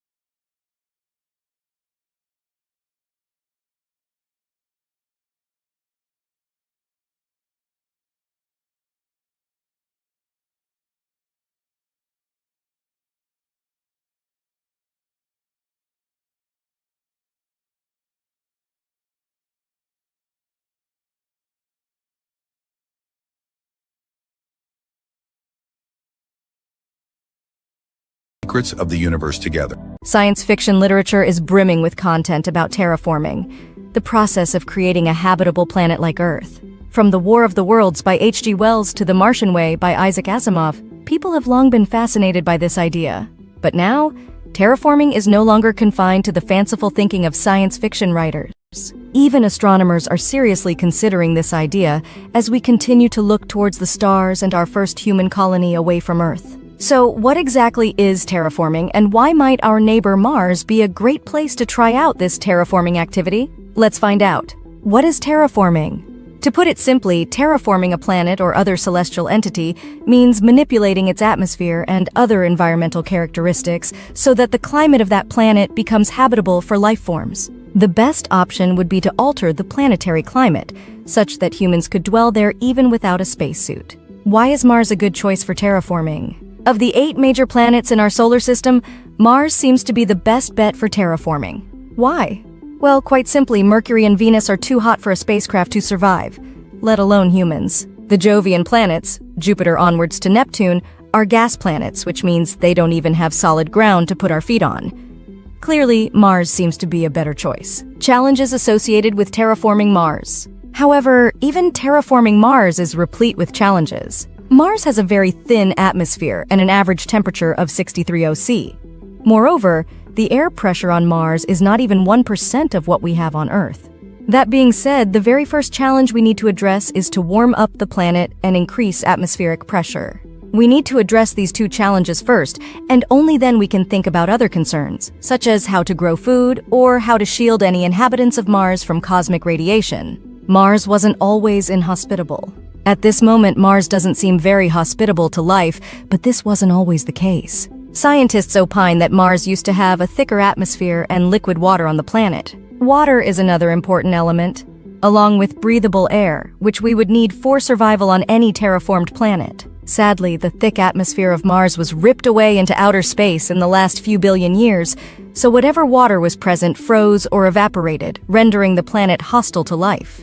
To restore the planet to its old glory and make sure we can breathe and stay conscious on Mars, we need to terraform its atmosphere. Earth's atmosphere consists of 21% oxygen, 78% nitrogen, and 1% other gases and elements. Now, while we don't need exactly this mixture for all the gases, we would need a very similar amount of O2. Giant orbital mirrors. After filling Mars's environment with a sufficient concentration of O2, we also need to make it warmer. As mentioned earlier, with an average temperature of 63 C, it's too cold to survive on the cold and red planet. Researchers working for NASA in 1993 proposed a way to warm up Mars. They suggested constructing giant orbital mirrors to reflect sunlight onto the surface. The idea was to redirect the sunlight by strategically placing giant orbital mirrors over and around Mars. Think of this method like the large mirrors used by Archimedes to destroy an enemy's ships using the heat from sunlight. Researchers estimate that by using this strategy, even the frozen water, ice on the planet would be melted, which would provide us with water. Another crucial element, water for our survival on a foreign planet. Greenhouse gases. Another way to warm the planet is by using greenhouse gases. Yes, those infamous gases that are causing global warming on our own planet. You see, warming is the key word here. Greenhouse gases, due to their very nature, are great at trapping heat in the atmosphere and thereby elevating the temperature. And on Mars, this is exactly what we want. In other words, our villain on Earth could be our hero on Mars. Experts suggest that greenhouse gases would thicken the Martian atmosphere, raise the surface temperature, and also shield the planet from excess cosmic radiation. CO2 is the most common greenhouse gas on our planet, so the question becomes, is there enough CO2 on Mars to thicken the atmosphere? Nuking the poles. The poles of Mars, like Earth, possess a thick landmass of ice. Many experts, including SpaceX founder Elon Musk, contest that nuking the poles of Mars would release a good amount of CO2 that is presently trapped into the atmosphere and also sublimate ice into water. Martian soil. Another good source for extracting CO2 would be Martian soil, which is rich in carbon, but it's tricky to unlock. The carbon-rich mineral on Mars's surface would need to be heated up to a few thousand degrees before it released its CO2. Mars's surface area is around 144 million square kilometers, so we would need billions of tons of gas to fully envelop the red planet. The energy required to do so would be nearly inconceivable. It would mean constructing and running gigantic nuclear power plants on Mars for several decades in order to fill Mars with enough greenhouse gases to warm its surface temperature. Aerogel. Another element that could play an important role in trapping heat on Mars is aerogel. Aerogel is one of the lightest materials known to humans. Aerogel is a super low-density solid and is actually composed of 99% air. It is also a good insulator, which is why it's being used in NASA's current Mars rover's mission. Harvard researcher Robin Wordsworth, in a recently published paper, demonstrated how aerogels can be used on Mars. Wordsworth shined a lamp to mimic Martian sunlight falling on aerogel. By doing this, he was able to keep the surface below the aerogel warm, up to 65 OC.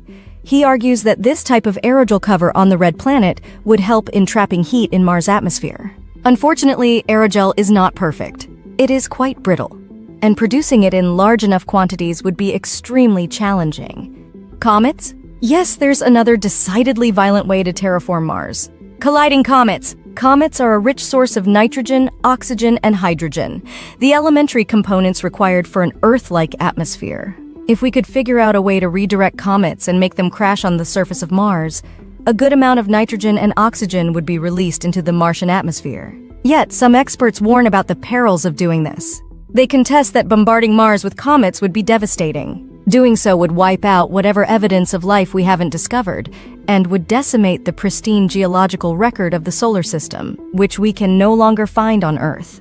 How close are we to terraforming Mars? The first step to terraforming Mars would be to land the first human or group of humans on Mars, just like we once landed on the Moon. However, even doing that is difficult, let alone conducting a mission to completely terraform the planet. Many years from now, if we continue on our current trajectory, we should be able to get this done, albeit with spacesuits. Once we arrive on the planet, our next step would be to establish the first scientific outpost on the planet to ensure that there is some level of sustainability on the foreign planet. The most challenging part would be to scale up the human presence from a handful of trained astronauts to thousands of space enthusiasts. We would definitely need manpower in the thousands to kickstart a full terraforming mission. Ramifications of terraforming Mars. The people who would terraform Mars would be Martians. These Martians would also adapt generation after generation in the foreign environment. Given that the gravity on Mars is much lower, Martians are likely to become taller than us. They may develop new blood chemistry, given that the air pressure would be different. All in all, they are likely to diverge from us and become a new species as the process of evolution kicks in. The fact that pioneers and explorers would begin evolving into Martians would also be another point of discussion. Ethical concerns. Although it looks unlikely that we will terraform Mars in the near future, assuming that we do, should we really embark on meddling with the planet's natural environment? Should we really promote the idea of having a discretionary planet in our backyard? These are some ethical questions that would need a convincing answer. Given the difficulty involved in manipulating Mars to our convenience, it would be much easier to simply keep Earth's environment clean and conducive to life. In summary, it's unlikely that we will see human civilizations successfully colonizing Mars in our lifetime. However, innovators and researchers are in pursuit of developing technology that may counter this presumption. Only time will tell how successful humanity will be in making its presence felt beyond Earth in this magnanimous universe. Thanks for watching. To stay updated on the latest discoveries, make sure to subscribe to my channel and turn on notifications. There's a lot of water that was once on Mars, which is a certainty. We think it's just sitting below in a permafrost. So you wouldn't have to bring water to Mars. Imagine a world where robots equipped with artificial intelligence are the key to discovering alien life. This isn't science fiction. It's happening right now as we search for life on Mars. Could AI be the breakthrough we need to finally answer the age-old question? Are we alone in the universe? Is there any way to speed up the search for life on Mars? It has been nearly half a century since the Viking landers gave an ambiguous answer to that ancient scientific question, and it often seems, at least to the general public, that we have made little progress since. Sophisticated rovers have found the conditions for Martian life, as well as the building blocks of life, but never life itself. AI technology is already playing a crucial role in Mars missions. Rovers like Curiosity and Perseverance are equipped with sophisticated AI systems that help them navigate the Martian terrain, analyze soil and rock samples, and send data back to Earth. These systems make decisions in real time, significantly reducing the delay caused by the vast distance between Mars and Earth. Why Mars? Imagine standing on a dusty red landscape, gazing up at the twin suns setting over an alien horizon. Sounds like a scene straight out of a sci-fi movie, right? But this isn't fiction. This is Mars, our next frontier. Today, we're diving into why Mars has captured the imaginations of scientists and dreamers alike, and how AI is playing a pivotal role in our quest to find life on this enigmatic planet. Stick around, because what we're about to explore could redefine humanity's place in the universe. Mars, the fourth planet from the Sun, has long been a source of fascination and speculation. Known as the Red Planet due to its iron oxide-rich surface, Mars presents a harsh yet strangely familiar landscape. But what makes Mars so special, and why are we so determined to explore it? Firstly, Mars has the most Earth-like environment in our solar system. With its polar ice caps, seasonal weather patterns, and day length similar to Earth's, Mars offers a glimpse into a world that might once have harbored life. Scientists have discovered ancient riverbeds and lake basins on Mars, suggesting that liquid water, a key ingredient for life, once flowed on its surface. These findings raise tantalizing questions. Did life ever arise on Mars? Could it still exist today? In our quest to answer these questions, AI is becoming an indispensable tool. Traditional methods of space exploration are slow and labor-intensive, often hampered by the vast distances and communication delays. But AI is changing the game, enabling us to analyze data and make decisions faster than ever before. Consider the Perseverance rover, NASA's latest Mars explorer. Equipped with advanced AI, Perseverance can autonomously navigate the Martian terrain, avoiding obstacles and selecting the most promising sites to study. This capability allows scientists to focus on analyzing the data rather than micromanaging the rover's movements. But that's not all.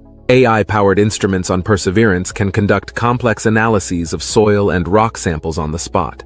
These analyses help identify biosignatures, chemical indicators of past or present life. Imagine finding a fossilized microbe in a Martian rock.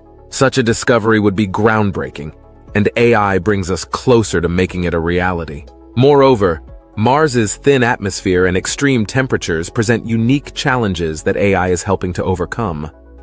By using machine learning algorithms, scientists can predict weather patterns and optimize the timing of experiments, ensuring that the rover's instruments are protected from harsh conditions. This predictive capability is crucial for the success of long-term missions on Mars. The hunt for life on Mars isn't just about satisfying our curiosity. It's about understanding the potential for life beyond Earth and learning more about our own origins. If life can exist on Mars, it suggests that life might be more common in the universe than we thought. This revelation could have profound implications for our search for extraterrestrial life and our understanding of life's resilience and adaptability. As we continue to push the boundaries of space exploration, AI will remain at the forefront, driving discoveries and expanding our horizons. Mars is just the beginning. With AI as our ally, the mysteries of the cosmos are within our reach. AI's role in sample return missions. Imagine holding in your hand a tiny piece of another world, a sample from Mars, teeming with secrets that could change everything we know about life in the universe. Thanks to advancements in AI, this is quickly becoming a reality. AI is transforming the way we conduct sample return missions. Traditionally, sending and retrieving samples from Mars is a slow and complex process. However, AI technology is accelerating every step. Equipped with advanced AI, Mars rovers like Perseverance can autonomously identify and collect the most scientifically valuable samples. These intelligent systems analyze the Martian terrain in real time, selecting rocks and soil that are most likely to contain signs of past or present life. But the role of AI doesn't stop at collection. Once the samples are on board, AI systems perform preliminary analyses, ensuring only the most promising specimens are sent back to Earth. This efficiency is crucial given the immense cost and effort involved in returning Martian samples. The potential discoveries from these AI-assisted missions are staggering. We could find evidence of ancient microbial life or learn more about Mars's climate history, paving the way for future human exploration. AI is not just a tool, it's our partner in one of the most exciting scientific endeavors of our time. AI's role in predicting Martian weather. Ever wondered how we can explore Mars' harsh and unpredictable weather? AI is the game changer. Advanced AI systems analyze vast amounts of data from Martian satellites and rovers, predicting dust storms, temperature swings, and wind patterns with incredible accuracy. This predictive power ensures the safety and success of our missions, allowing rovers like Perseverance to operate efficiently and protect sensitive equipment. As we prepare for human missions to Mars, AI's weather forecasting could be the key to thriving on the red planet. Life or no life? Now a new paper published in Proceedings of the National Academy of Sciences offers a possible tool for picking up the pace. A research team headed by James Cleves of Howard University applied artificial intelligence, AI, to the challenging science of life detection, to see whether a machine learning program could tell the difference between non-biological samples containing carbon and samples from living organisms. They tested 134 carbon-containing samples, including coal, rice grains, human hair, and amino acids, both synthesized and from meteorites, and had the AI vote yay or nay on the presence of life. The AI got it right in about 90% of cases. The paper raises hopes that AI might revolutionize life detection. But several challenges need to be overcome first. The AI algorithm works by recognizing functional groups in chemical compounds known to be associated with biology. Alien life might use vastly different functional groups, however. And the more alien, the less certain will be the detection because AI is only trained on life as we know it on Earth. The miss rate in the Cleves study was about 10%, although that is expected to improve with more sampling data to train the AI. In science, we often require at least 3 standard deviations for proof, meaning 99.7%. So, as impressive as the AI is, it is still not accurate enough to unambiguously identify life. And of course, none of the samples in its training set would be alien life forms until we have such samples in hand. Don't get me wrong, AI can and will play an important role in life detection. My own research group uses it for detecting specific movement patterns, the motility of microbial life, and comparing it to non-biotic sediment particles. Another great application of Cleves' approach will be to identify ancient life on Earth. One major question is when life first originated on our planet, and Cleves' AI could be used to screen samples suspected of being fossilized life. The more samples, the better it will get. This alone represents a major breakthrough. Martian Chronicles. As for Mars, the Cleves paper suggests that AI could be used to analyze molecules detected by a gas chromatograph mass spectrometer on a planetary lander. Both the Curiosity and Perseverance rovers carry such instruments, so some of the data analysis could be done right there on Mars, albeit not with the same accuracy you could achieve in a lab on Earth. Personally, I would love to see an AI analysis of samples of hyophenies, sulfur-rich organic compounds already detected by Curiosity. Or we could have it investigate the Martian meteorite ALH-8 4001, which was claimed in the 1990s to contain fossilized Martian life. While that claim remains controversial, with most scientists in the non-believer camp, I would still be curious what Cleves' algorithm would say. Life on Mars could be related to life on Earth due to an exchange of meteoritic material, so the AI might have a better chance of succeeding. How does all this affect the long-standing question of whether we need a sample return mission to identify life on Mars, or whether that identification could be done on the planet itself? Each approach has its unique selling points. If the samples are returned to Earth, you can apply the full power and range of high-tech analysis in cutting-edge labs now and in the future. On the other hand, in situ life detection has the advantage that you might be able to detect active life. If you put your sample in a box for the long return to Earth, as is planned for Mars, sample return, you are probably limited to studying dead and possibly decayed remnants. Considering astrobiology only, in situ life detection would be preferable. But a sample return mission is meant to fulfill other planetary science goals too, including the study of Martian geology, geophysics, climate science, and atmospheric science. Best of all would be a combination of both methods, in situ and sample return. But this isn't the greatest time for such a discussion. Despite decades of planning, there is a real danger that neither mission will happen soon. An independent review board examining NASA's Mars sample return plans recently found that the mission faces major challenges. In fact, it's basically impossible given the currently projected schedule and costs. NASA set up its own review team in response, which is expected to report back next spring. While the outside committee emphasized the great importance of sample return, the U.S. Senate could still decide to scrap the program. Either way, A 2028 launch to collect and return samples gathered by Perseverance now seems more than unlikely. The negative review has rattled the Mars science community. And even though my own preference as an astrobiologist would be for a life detection mission, canceling the sample return mission would be a colossal loss for science. It could even derail, or at least damage, NASA's entire planetary exploration program. Hopefully, there will only be a delay instead of an outright cancellation. If you like this video, please subscribe to my channel to stay updated on the latest discoveries. Join us as we explore the cosmos and unlock the mysteries of life beyond Earth. Earth needs no introduction. From its origin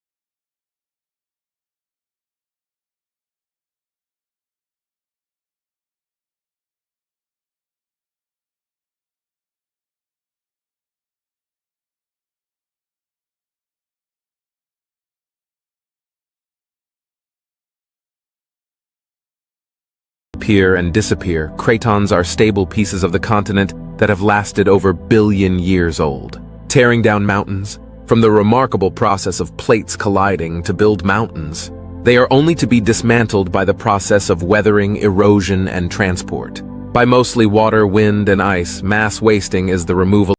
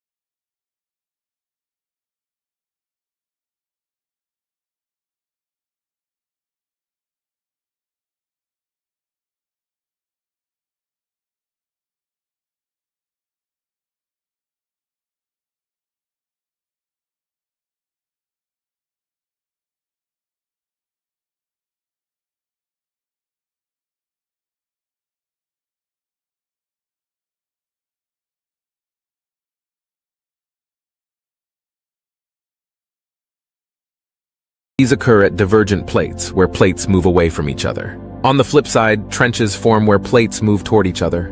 For example, the Mariana Trench is the deepest natural point in the world. This is due to the subduction that occurs at two convergent plates. Around billion years ago, two unicellular groups existed as bacteria and archaea. Scientists have found that certain protein families likely descended from the organism. Luca was found to withstand hot temperatures. This means they likely thrived in an iron-sulfur-rich lifestyle like deep-sea hydrothermal vents. Your identity is in the genes. Just think about it. Your very own identity is decided by combinations of letters of DNA, A, T, G, and C. There's so much DNA in your body that it can stretch all the way to the moon. The truth is, we don't know the origin of DNA, and we don't even know if RNA came before. In primordial soup, this is where organic compounds and amino acids had the right conditions to synthesize from inorganic matter. In hydrothermal vents beneath the ocean floor, this is where it's believed to have the necessary building blocks for life. Complex life from endosymbiosis. Endosymbiosis is the origin of complex life on Earth. It's the idea that prokaryotic cells become eukaryotic from a symbiotic encounter. It starts with a mitochondrion latching onto a prokaryote. In turn, the mitochondrion leverages the nutrient-rich surroundings of the prokaryote. And in return, the prokaryote energizes from the mitochondria during its residence. As both symbiotically gain from the encounter, they asexually multiply and evolve in this configuration. In conclusion, mitochondria once lived free but are now part of complex cells through endosymbiosis. Cambrian explosion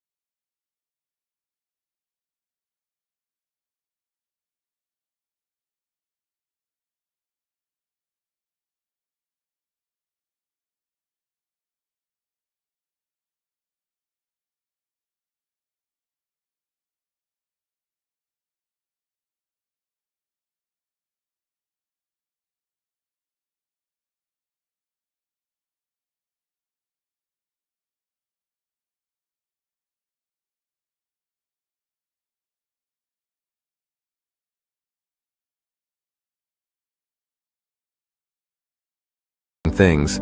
For example, animals consume food for energy using O and giving off CO. Then it goes back again through the same process again. So the short-term carbon cycle describes how carbon goes from an inorganic compound like CO into an organic compound like CHO. The long-term carbon cycle. Carbon is in motion again in the long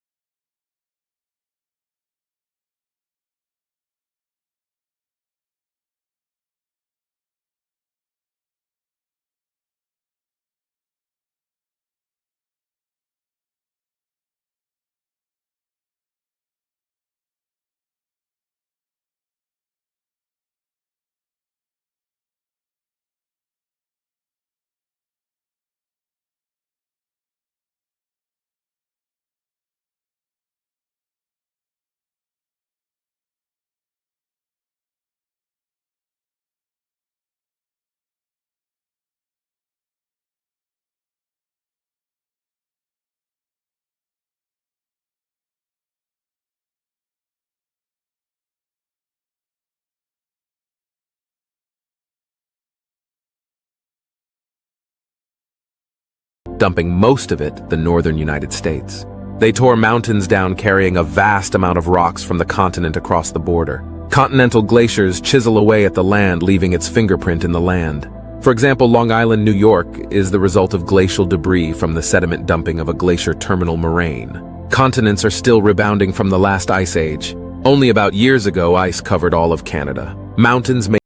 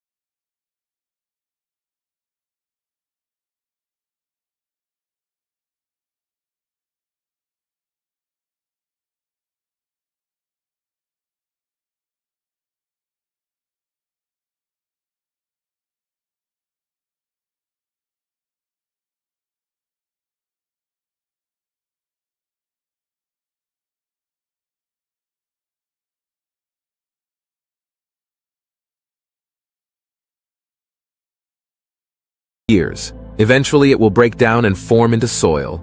This is mostly due to the percolation of water.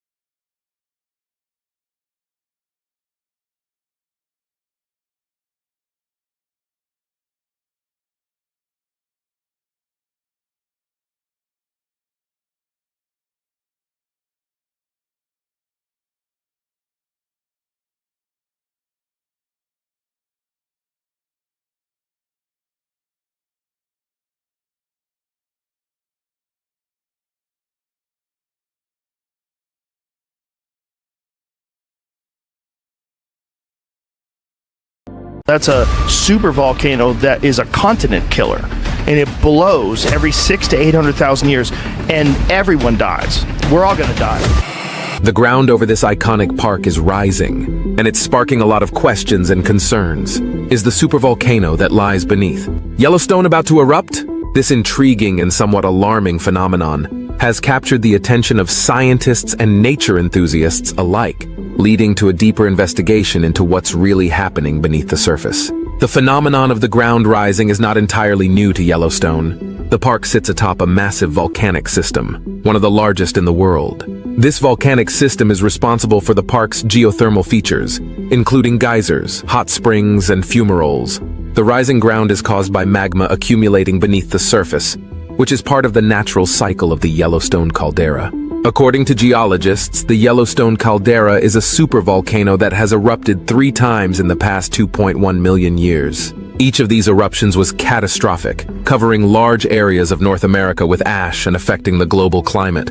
However, it's important to note that the last major eruption occurred long time ago. Since then, there have been smaller eruptions and periods of ground uplift, but none have been catastrophic. The current ground uplift is part of this ongoing volcanic activity. Scientists have been monitoring Yellowstone's ground movements for decades using a variety of tools, including GPS, seismographs, and satellite imagery. These tools allow scientists to detect even the smallest changes in the ground's elevation and to track the movement of magma beneath the surface. One of the key reasons for the recent uplift is the movement of magma into the magma chamber beneath Yellowstone. This chamber is a vast reservoir of molten rock that lies several miles below the surface. As magma moves into the chamber, it causes the ground above to rise. This process is similar to inflating a balloon, where the increase in pressure causes the surface to expand. However, the rising ground does not necessarily mean that an eruption is imminent. While the current uplift is significant, it is not a definitive sign that Yellowstone is about to erupt.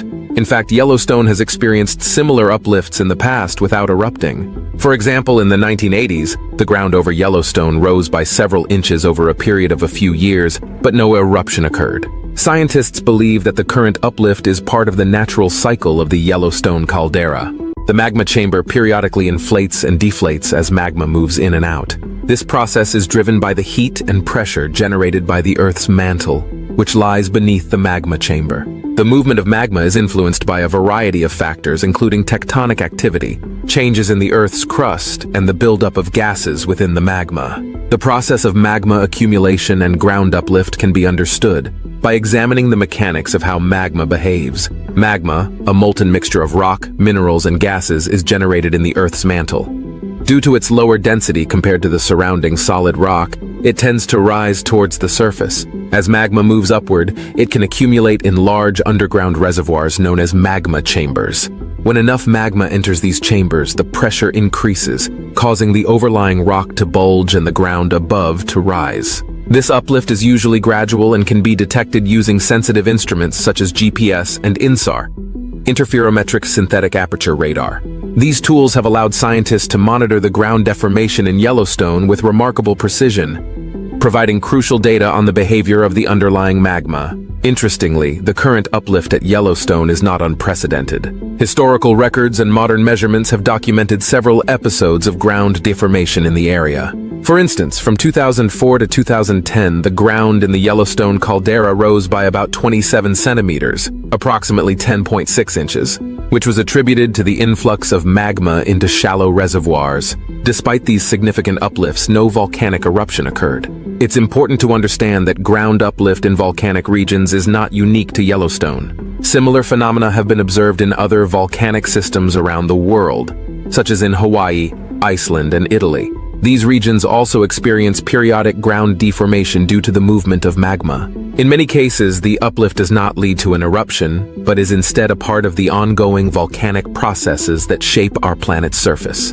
The monitoring of ground uplift and other signs of volcanic activity at Yellowstone is conducted by the Yellowstone Volcano Observatory, YVO, a collaborative effort involving the U.S. Geological Survey, USGS, the University of Utah, and the National Park Service. The YVO employs a comprehensive network of seismometers, GPS stations, and other instruments to keep a close watch on the caldera's activity. This extensive monitoring allows scientists to detect any significant changes that could indicate an increased likelihood of an eruption.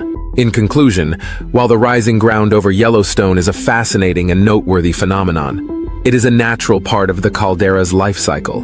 The current uplift is caused by the accumulation of magma beneath the surface, a process that has been occurring for millions of years. Although this activity is closely monitored, it does not necessarily mean that an eruption is imminent. Understanding and studying these geological processes helps scientists to better predict and prepare for potential volcanic events, ensuring the safety and knowledge of future generations. As I said before, Yellowstone has experienced similar uplifts in the past without erupting. For example, from 2004 to 2010, the ground rose significantly, but eventually subsided without volcanic activity. This historical context helps experts maintain a cautious yet non-alarmist view on current events. The caldera's geological complexity plays a role too. Magma can move between deep underground chambers, causing ground uplift without reaching the surface.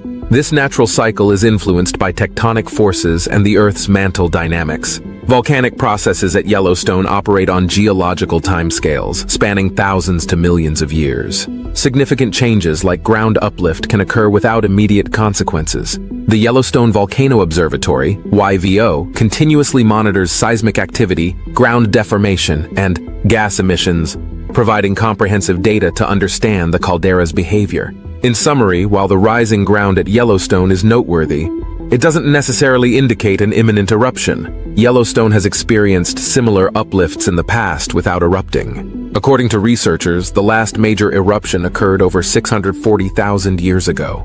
Since then, smaller eruptions and ground movements have occurred, but none have been catastrophic. These historical uplifts provide valuable data, helping scientists understand that uplift alone doesn't signify an imminent eruption. Continuous monitoring and advanced technologies allow researchers to detect subtle changes, ensuring any potential threats are identified early. While the current ground rise is significant, it fits within the park's long history of geological activity, and there's no immediate cause for alarm. The current uplift is a reminder of the powerful forces at work beneath our feet. However, the likelihood of a major eruption in the near future remains low. Scientists use various tools to monitor Yellowstone's activity, including GPS, seismographs, and satellite imagery. These instruments provide precise measurements of ground deformation, seismic activity, and gas emissions. By analyzing this data, experts can better understand the dynamics of the Yellowstone caldera and predict potential changes. The ongoing research and monitoring efforts are crucial for ensuring public safety and advancing our knowledge of volcanic processes. Continuous research helps scientists understand the dynamics of the Yellowstone caldera. This ongoing monitoring provides valuable data, allowing experts to detect any significant changes that might indicate increased volcanic activity. Through the use of advanced technology and comprehensive data analysis, researchers can make more accurate predictions and prepare for potential hazards. The collaborative efforts of geologists, volcanologists, and other scientists ensure that any unusual activity is quickly identified and assessed. This vigilance helps maintain the safety of visitors and residents while contributing to our broader understanding of volcanic systems. It's fascinating to consider that Yellowstone sits atop one of the world's largest active volcanic systems. The park's stunning landscapes and geothermal features, like geysers and hot springs, are a direct result of this underlying volcanic activity. These features draw millions of visitors each year, eager to witness the raw power of nature. Despite the potential risks, Yellowstone remains a captivating and relatively safe destination. The park's unique geothermal activity not only shapes its landscape, but also provides invaluable insights into the inner workings of our planet. Despite the recent ground uplift, Yellowstone remains a safe and incredible destination for nature lovers. Visitors can explore its unique geothermal features, enjoy its diverse wildlife, and marvel at its breathtaking scenery. The park's beauty and geological significance make it a must-visit location. Park officials and scientists work diligently to monitor and manage any potential risks, ensuring a safe experience for all. The continuous study of Yellowstone's dynamic geology enhances our understanding of volcanic activity. while allowing visitors to appreciate the awe-inspiring natural wonders it offers. So, should you worry about Yellowstone erupting? The short answer is no for now. While it's important to stay informed and aware, current scientific evidence suggests that an eruption is not likely in the foreseeable future. The rigorous monitoring and research efforts by scientists provide reassurance that any significant changes will be detected early. Yellowstone's ground uplift is a natural phenomenon, part of its geological cycle. Embrace the wonder and beauty of this magnificent park, knowing that experts are keeping a vigilant watch over its dynamic processes. We hope you enjoyed learning about the fascinating geology of Yellowstone. If you love nature documentaries and want to stay updated on the latest discoveries, make sure to subscribe to our channel. We truly value our viewers and strive to bring you the best content. Your feedback and engagement mean the world to us. If you have any questions or topics you'd like us to cover, please leave a comment below. Attention, attention. This is an emergency message. Yellowstone National Park employees and guests, residents of the surrounding area. This is an official emergency message from the Federal Center. Please listen carefully and follow all the instructions. Imagine waking up to a world where the sky turns dark, ash rains down like snow, and panic spreads faster than the lava beneath Yellowstone. Yellowstone has erupted! The headlines scream. This isn't a scene from a disaster movie. It's a very real possibility. What would happen next? From immediate devastation to long-term global chaos, we'll explore the terrifying reality of a Yellowstone supervolcano eruption. This is one scenario you can't afford to ignore. And while you're watching, if you have any video suggestions, be sure to leave a comment below. Yellowstone National Park, spanning across Wyoming, Montana, and Idaho, is one of the most iconic natural landscapes in the United States. Famous for its geothermal features, including geysers like Old Faithful, hot springs, and bubbling mud pots, Yellowstone sits atop a massive volcanic hotspot. But beneath the park's stunning beauty lies a sleeping giant, the Yellowstone supervolcano. Unlike typical volcanoes, which form steep-sided cones, a supervolcano like Yellowstone is characterized by a massive caldera, a large depression formed after a major eruption. The Yellowstone caldera measures about 30 by 45 miles, a testament to the sheer scale of its volcanic power. According to researchers, historically the Yellowstone supervolcano has erupted 3 times in the past 2.1 million years. Each eruption released vast amounts of ash and magma, significantly altering the global climate and environment. According to researchers, the most recent eruption, approximately 640,000 years ago, ejected over 1,000 cubic kilometers of material, creating the current caldera and impacting the Earth's climate for decades. The park's geothermal activity today is a constant reminder of the magma chamber that still lies beneath Yellowstone. Scientists closely monitor the area for signs of volcanic activity, using various techniques to track ground deformation, gas emissions, and seismic activity. Supervolcanoes, unlike their smaller counterparts, have the capability to produce eruptions thousands of times more powerful. The term supervolcano is used to describe a volcano that can produce an eruption with ejecta greater than 1,000 cubic kilometers. To put this in perspective, a supervolcanic eruption can discharge enough material to cover entire continents in ash and cause dramatic changes to the global climate. Supervolcanoes form over hotspots, areas where magma from deep within the Earth's mantle rises towards the surface. In Yellowstone's case, the magma chamber is estimated to be about 60 kilometers long, 30 kilometers wide, and up to 10 kilometers deep. This chamber of molten rock lies beneath the park, heating the surface and fueling the geothermal activity that Yellowstone is known for. A supervolcanic eruption occurs when pressure from the magma chamber builds to the point that the overlying crust can no longer contain it. This pressure is often caused by the accumulation of gases within the magma. When the pressure is finally released, it results in a massive explosion, ejecting vast amounts of ash, pumice, and volcanic gases into the atmosphere. Regular volcanoes typically have a central vent through which lava flows. In contrast, supervolcanoes often do not have a central vent. Instead, they have a large caldera, a depression formed when the ground collapses into the emptied magma chamber after an eruption. This caldera can be tens of kilometers in diameter. Yellowstone has experienced 3 major eruptions in its history, each shaping the landscape dramatically. The The eruptions occurred approximately 2.1 million, 1.3 million, and 640,000 years ago. Each of these eruptions was far more powerful than any volcanic eruption in recorded history. Today, scientists monitor supervolcanoes like Yellowstone using a combination of ground-based and satellite technologies. These include seismic activity, ground deformation, gas emissions, and hydrothermal activity. Earthquakes often precede volcanic eruptions as magma moves towards the surface. Changes in the ground level can indicate the movement of magma. Increased levels of volcanic gases like sulfur dioxide can signal an impending eruption. Changes in the park's geysers and hot springs can provide clues about what's happening below the surface. While predicting the exact timing of a supervolcano eruption is challenging, continuous monitoring helps scientists understand the potential signs of increased volcanic activity and provides valuable data to help mitigate the impact of such an event. Understanding the science behind supervolcanoes is crucial for preparing for their potential eruptions. The magnitude of their power and the far-reaching consequences of their eruptions make them one of the most significant natural threats to our planet. The study of supervolcanoes not only helps in disaster preparedness, but also provides insights into the Earth's geological processes and history. Supervolcanoes serve as a stark reminder of the dynamic and sometimes violent nature of our planet.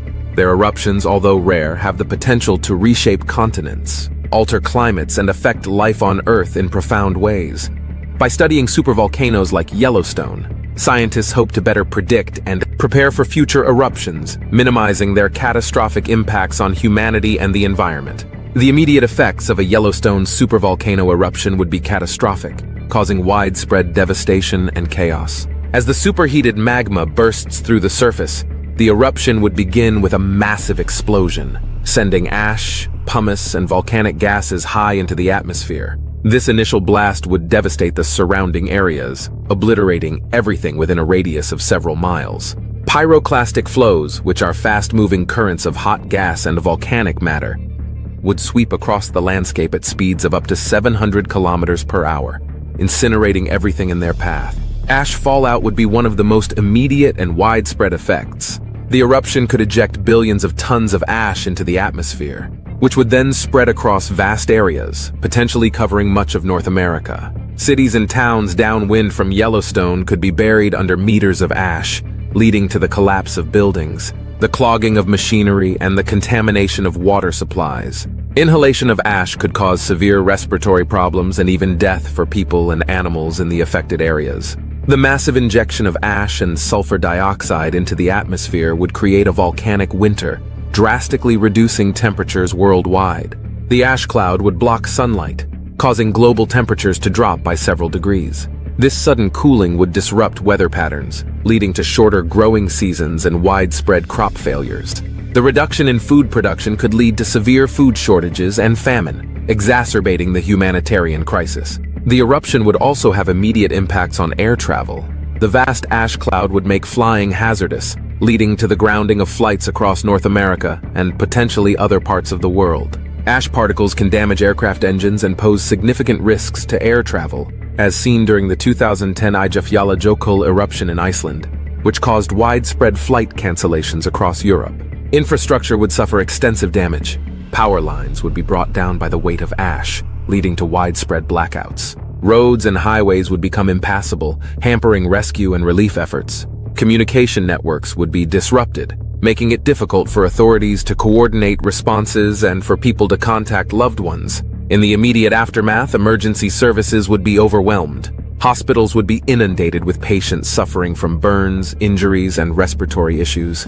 The sheer scale of the disaster would stretch resources to their limits, making it challenging to provide adequate care and support to those in need. The environmental impact would be severe. Rivers and lakes could be choked with ash, killing fish and other aquatic life. Forests and farmlands would be buried, leading to the loss of wildlife habitats and agricultural land.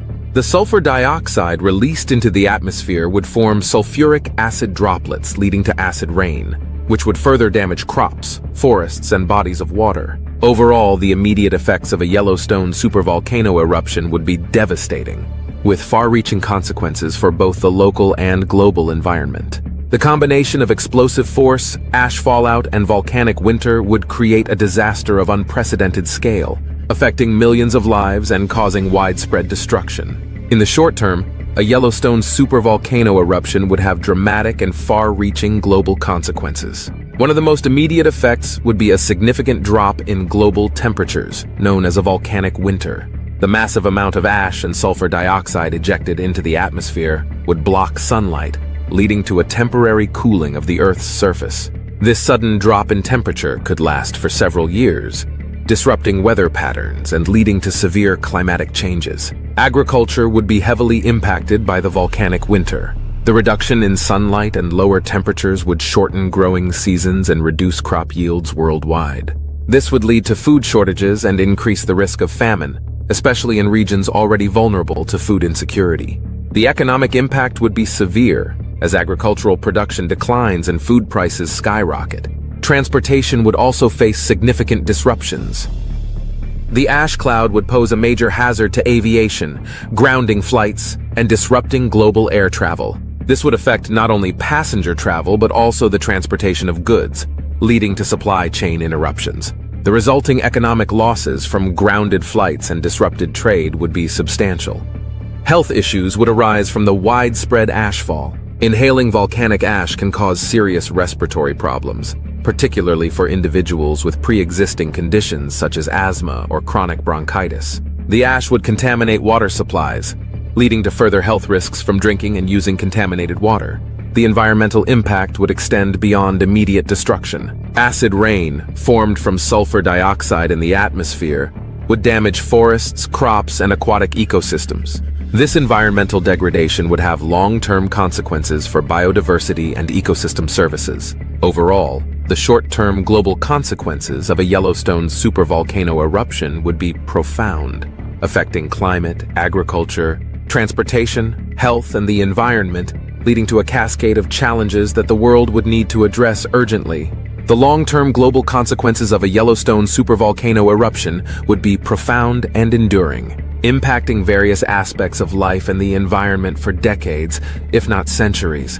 One of the most significant long-term effects would be the persistent climatic changes resulting from the massive injection of volcanic gases into the atmosphere. The sulfur dioxide released would combine with water vapor to form sulfuric acid aerosols, which can remain in the stratosphere for years. These aerosols reflect sunlight away from the Earth, leading to prolonged cooling known as volcanic winter. The last major eruption of Yellowstone, which occurred approximately 640,000 years ago, caused global temperatures to drop by several degrees, and a similar event today could result in substantial cooling, disrupting climate patterns worldwide. This prolonged cooling would have devastating impacts on global agriculture. Shorter growing seasons and reduced sunlight would lead to consistent crop failures, causing widespread food shortages and increasing the risk of famine. The agricultural sector would struggle to adapt to the new conditions, leading to economic instability, especially in countries heavily reliant on farming. The decline in agricultural productivity would also impact the global economy,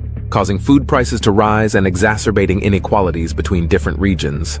The environmental impacts would be equally severe. Ecosystems that rely on specific climatic conditions would be disrupted, leading to loss of biodiversity. Forests, wetlands, and other natural habitats would suffer from acid rain, which is formed when sulfuric acid aerosols return to the Earth's surface.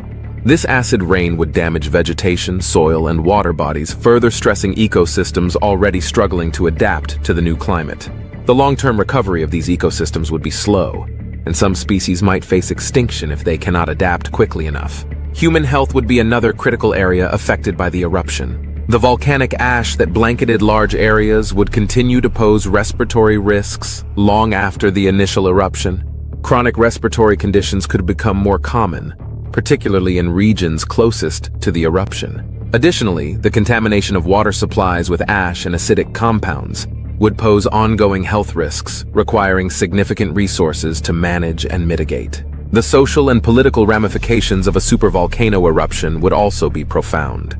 The strain on resources caused by food shortages, economic instability, and health crises could lead to social unrest and conflict. Governments would face immense pressure to provide aid and maintain order, and international cooperation would be crucial in managing the global fallout. The eruption could also lead to mass migrations, as people flee affected areas in search of more stable environments, further complicating the social and political landscape.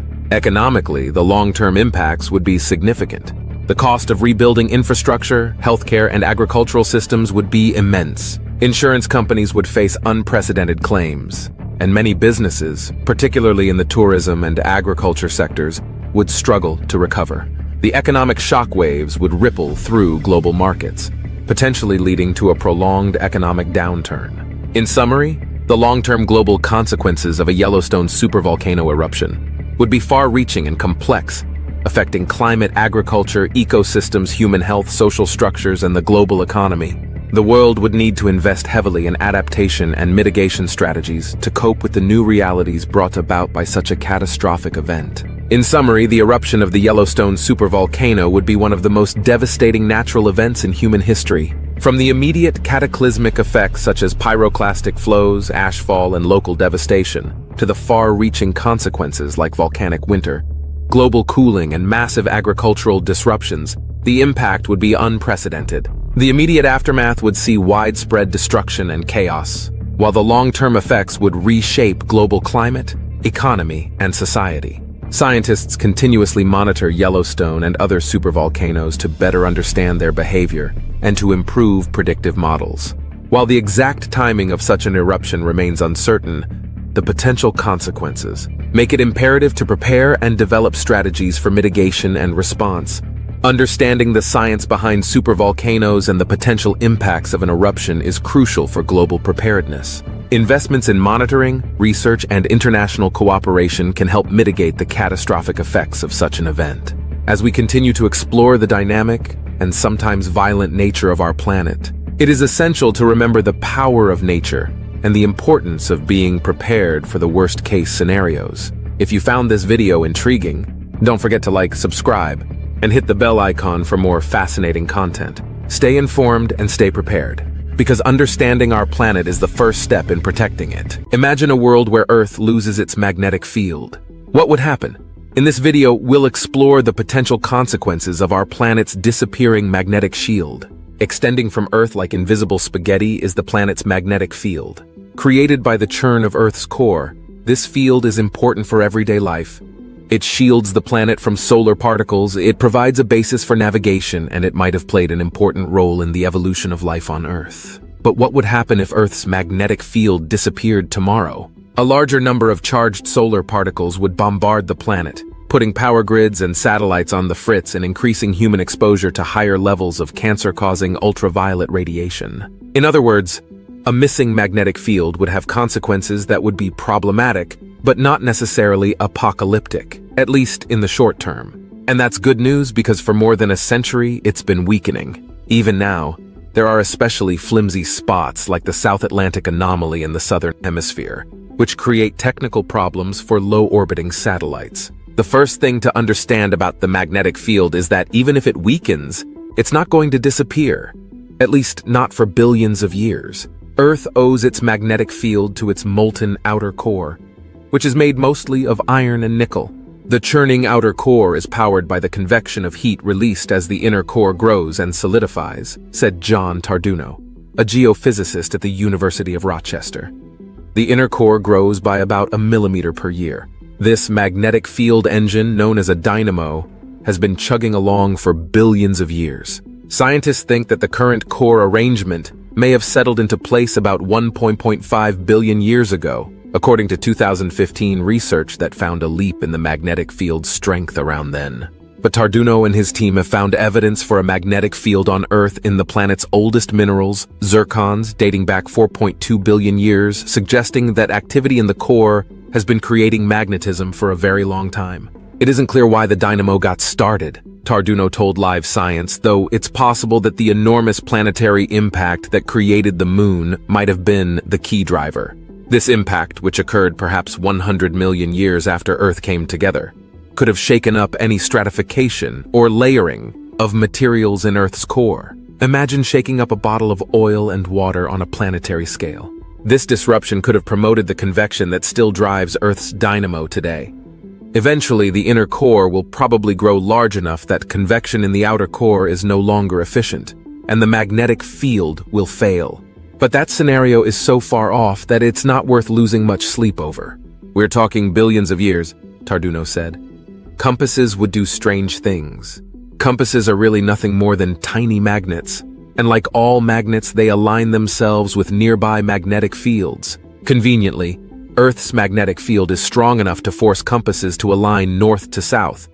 But with our planet's magnetic field gone, compasses would point to any nearby source of magnetism. Even an outcrop of magnetic rock could do the trick. In fact, scientists have documented this effect before. Magnetic anomalies, places on Earth where nearby natural magnetism cause compasses to malfunction, are found around the world.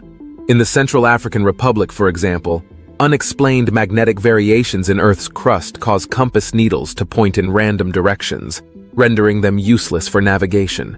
If our planet's magnetic field disappeared, wandering compasses could become the norm worldwide. Birds couldn't migrate for the winter. Humans aren't the only animals that exploit Earth's magnetic field for navigation. Many birds, sea turtles, lobsters, honeybees, salmon, and even fruit flies have biological compasses, termed magnetoreceptors, built into their bodies. Birds use this ability to seek warmer climates during winter months, while sea turtles navigate the open ocean and seek beaches to lay their eggs. Scientists even think that most female sea turtles return to the same beaches every year, a feat made possible in part by their natural compasses. If Earth's magnetic field disappeared, many animals that depend on compass navigation could be in serious trouble. Sea turtles could literally get lost at sea. Migratory birds might fly in the wrong direction, threatening their survival. Honeybees might get lost trying to find their hives, which could impact the pollination of flowers and other plants. With their navigational abilities severely compromised,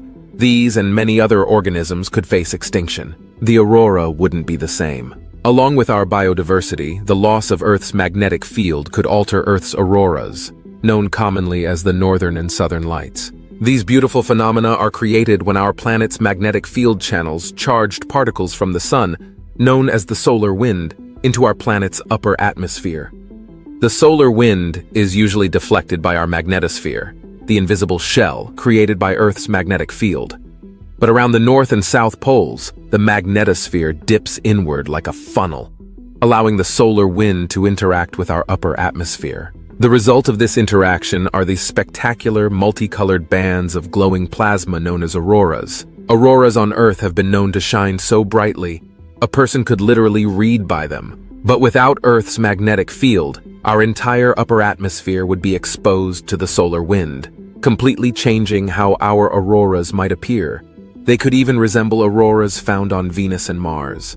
Since these two planets have no significant magnetic fields, they sometimes have faint, less colorful auroras scattered across their night sides. Thus, along with altering our polar skies, the disappearance of our magnetic field could forever dampen one of Earth's most breathtaking natural wonders.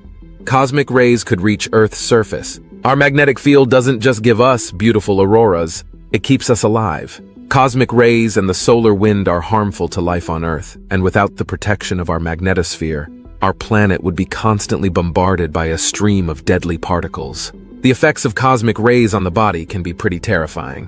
While on lunar missions, for example, astronauts often reported seeing flashes of light when they closed their eyes, the direct result of cosmic rays passing through their retinas.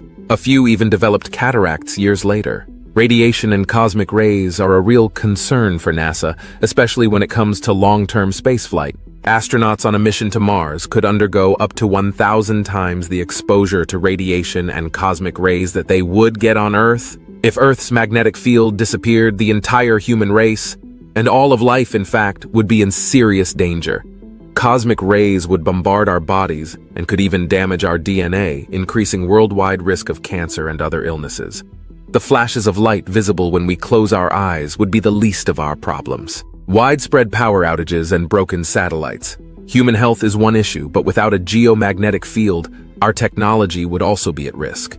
Satellites can and do suffer damage from solar storms, and without Earth's magnetic field, every electronic device could be exposed to high-energy particles from cosmic rays and the solar wind. In fact, solar activity has caused such problems before. In 1989, a massive solar flare, an eruption of superheated plasma from the surface of the sun, slammed into Earth's magnetosphere and knocked out electricity in Quebec, Canada. The power grid for the entire province went offline for 12 hours, and other nearby regions scrambled to keep their grids working. Some satellites suffered damage as their delicate electronics simply weren't designed to handle a huge solar storm, and many tumbled out of control for hours after the flare struck. While the geomagnetic storm of 1989 was unusually massive, the solar wind is always hitting our magnetosphere, even during normal solar activity. If Earth lost its magnetic field, there would be no magnetosphere, and no line of defense, even from weaker solar storms. Our power grids would be more vulnerable than ever, and even our computers and other electronics could suffer damage if a solar storm struck. Our atmosphere could be stripped away. Perhaps the most horrifying effect of losing Earth's magnetic field might be losing the air we breathe. And the solar wind would once again be the culprit. The sun's natural wind is so powerful, it can easily rip gases out of a planet's atmosphere until there is little gas left at all. In fact, this likely happened to Mars. Mars was probably once a lot like Earth, with oceans of water and a thick atmosphere. But unlike our planet, its magnetic field disappeared billions of years ago. Its atmosphere was left totally unprotected, causing it to be ripped away into space. Once its atmospheric pressure dropped low enough, its water began to evaporate until it too was taken by the solar wind. It's quite possible that without our geomagnetic field, our atmosphere, our oceans, and life on Earth could suffer the same terrible fate. Thanks for watching. In the comments section, you can write your opinion about the video. You can also write if there is a topic you are interested in. Imagine this. What happens if an asteroid hits Earth in 2024? A chilling thought, isn't it? So let's delve into this unnerving hypothetical scenario. Picture an asteroid, a colossal chunk of rock and metal, hurtling through the vast expanse of space. Now, these celestial marauders can range considerably in size. Some are as small as a pebble, while others can be as large as a small city. For this scenario, let's consider a sizable asteroid, say, about the size of a football stadium. And speed? Asteroids don't amble, they sprint. Speeds can reach up to 56,000 miles per hour. That's over 70 times the speed of sound. And when an object of such size meets such speed, the result can be quite devastating. Now, imagine this asteroid, this football stadium-sized chunk of rock and metal, hurtling at breakneck speed, is on a collision course with our home planet. The clock is ticking, and in 2024 it makes landfall. The impact, as you might guess, would be nothing less than cataclysmic. The energy released would be equivalent to billions of atomic bombs. The immediate vicinity would be obliterated in an instant, reduced to a smoldering crater miles wide. But that's not all. The shock waves from the impact would ripple across the globe, causing earthquakes and tsunamis far from the point of impact. Skyscrapers would crumble like sandcastles, and entire cities could be washed away. And then there's the dust. The collision would throw up an enormous cloud of dust and debris into the atmosphere, blotting out the sun for months, maybe even years. This impact winter would cause temperatures to plummet, crops to fail, and potentially lead to a mass extinction event, similar to the one that wiped out the dinosaurs. A lot depends on the size, speed, and composition of the asteroid, but one thing is clear: the impact would be catastrophic. So, what happens scientifically when an asteroid collides with our blue planet? Well, let's unravel this mystery together.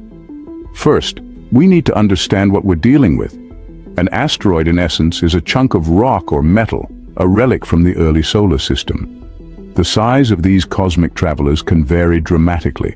Some are as small as pebbles, while others can be hundreds of kilometers in diameter. When an asteroid approaches Earth, it's moving incredibly fast, typically tens of kilometers per second. The energy it carries is colossal, akin to the most powerful nuclear weapons. And when it collides with Earth, all that energy needs to go somewhere, and fast. This energy release is the first major effect of an asteroid impact. In a split second, the kinetic energy of the asteroid is converted into an explosion of light, heat, and sound. This can vaporize the asteroid and a significant amount of the ground, creating a crater. The size of the crater depends on the size and speed of the asteroid, but it can be many times the size of the original object. But the story doesn't end there. The impact also sends shock waves through the Earth, which can cause earthquakes and tsunamis if the impact is near a body of water. And then there's the ejecta, the matter blasted out of the crater.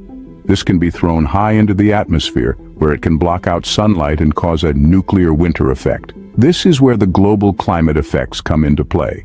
The dust and aerosols in the atmosphere can block sunlight, leading to a drop in temperature. This can affect plant life and, by extension, the entire food chain. So, while the impact itself is destructive, the aftermath can be equally devastating.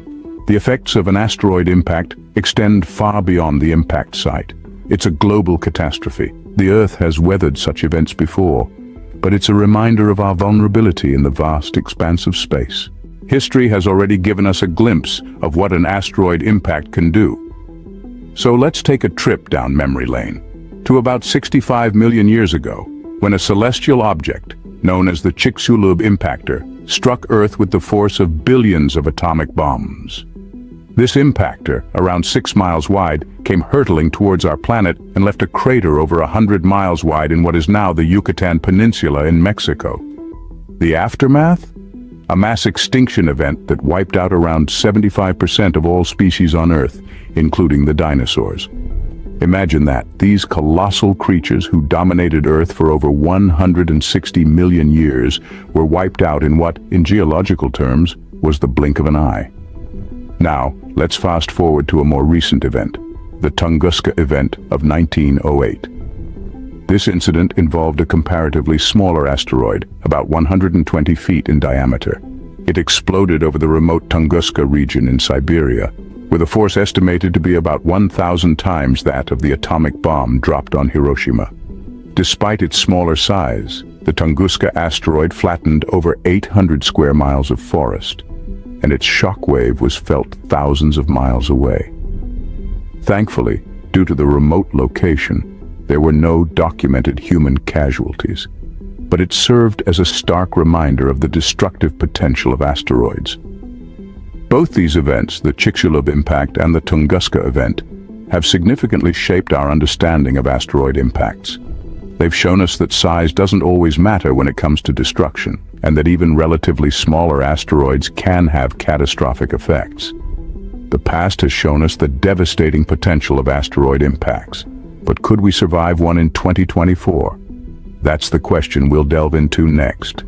So stick around as we explore the bleak aftermath of a hypothetical asteroid impact in our current era. In the aftermath of such an event, what would life on Earth look like? One might imagine a scene out of a science fiction movie, but the reality could be far more devastating. Picture this. An asteroid impacts our planet. The immense energy of the collision vaporizes the asteroid and a large portion of the Earth's surface, creating a crater many miles wide. Dust and debris are thrown high into the atmosphere, blocking out the sun. This is where the concept of a nuclear winter comes into play. The sunlight would be blocked out for months or even years. Without sunlight, photosynthesis would halt.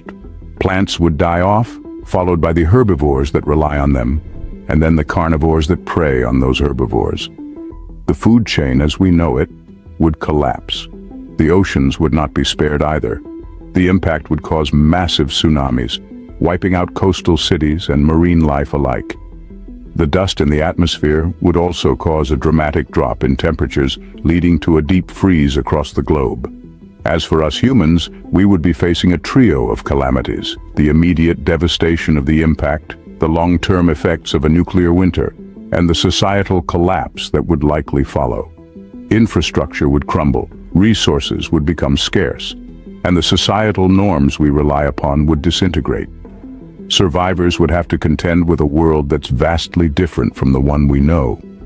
We could expect mass migrations as people scrambled to find habitable zones.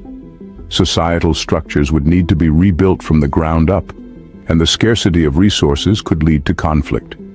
In essence, we're talking about a mass extinction event, similar to the one that wiped out the dinosaurs 65 million years ago.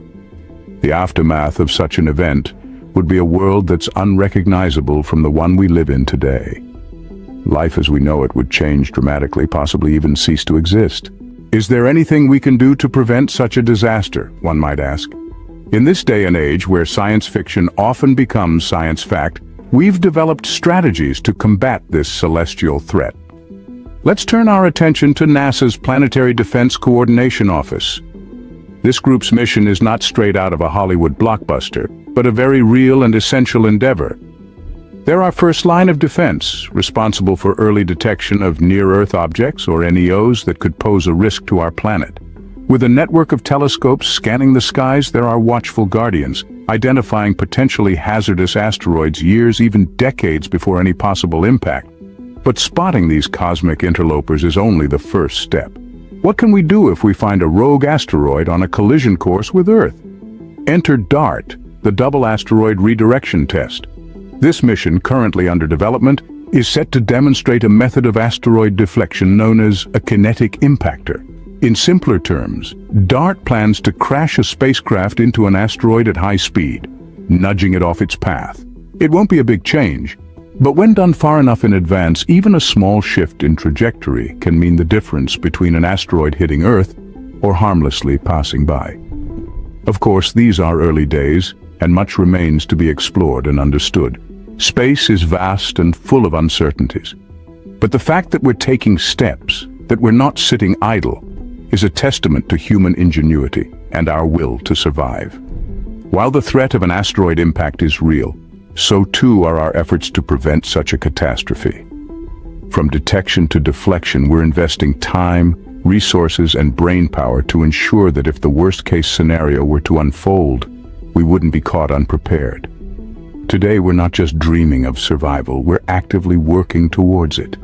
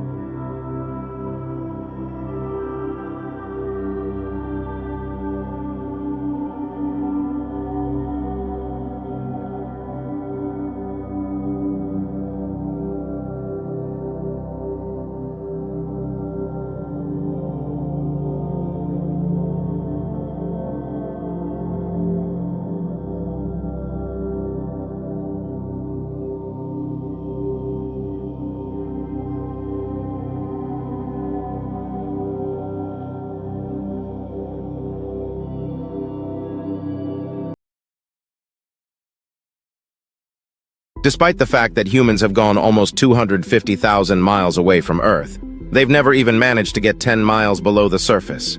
And even though it's barely another 4,000 to the Earth's core, it's a greater mystery than some of the darkest parts of space. There are several good reasons why it's ended up being easier to go into space than travel into the Earth. Even though space is considered to be quite cold, technically it doesn't have a temperature since it's a vacuum. This means that even despite its lack of temperature, heat only travels by radiation, which means that it takes more time to travel. And since space is a vacuum, there's no pressure to deal with of any kind, unless you find yourself in a black hole. But the closer you travel to the center of the Earth, the more gravity weighs upon you. This is also why deep-sea exploration is considered more difficult than space exploration. Scientists know that the Earth's core is hot, but they're still not quite sure exactly how hot or even why it's so hot. But the immense heat at our planet's core is essential for life on this planet. So what would happen if the core cooled down? Would the planet remain habitable? And is it even possible for the Earth's core to cool down? Read on to find out. What is the Earth's core? The Earth is made up of 4 basic layers: the crust, the mantle, the outer core, and the inner core. Even at its thickest point, the crust is less than 50 miles thick. The core lies at the center of the planet, roughly 1,800 miles through the mantle. But even at those immense depths, you've still only reached the outer core, which is itself almost 1,400 miles deep, according to National Geographic. And between the mantle and the outer core is a boundary that's known as the Gutenberg discontinuity. According to EOS, the outer core is a liquid rolling mass of molten metal that surrounds the solid inner core. The inner core is found 3,200 miles below the surface of the Earth and is almost 1,550 miles wide, roughly the size of the Moon. For a while, it was believed that the Earth's core was a chunk of solid iron. But seismic measurements from as early as the 1950s suggested that it might contain more than just iron. The core is actually about 10% less dense than iron and most likely also contains, in addition to other elements, nickel, silicon, and magnesium. Sulfur is also found in the core, and it's estimated that roughly 90% of the Earth's sulfur is located there. And funnily enough, the current makeup of the core is actually younger than Earth itself, having formed between roughly 500 million and 1.5 billion years ago. Why is the Earth's core hot? Although it's known that the Earth's core is incredibly hot, no one knows exactly how hot it is. And National Geographic writes that the temperatures are liable to shift based on the core elements, the Earth's rotation, and pressure. Despite this, scientists have some guesses as to how hot the Earth's core actually is.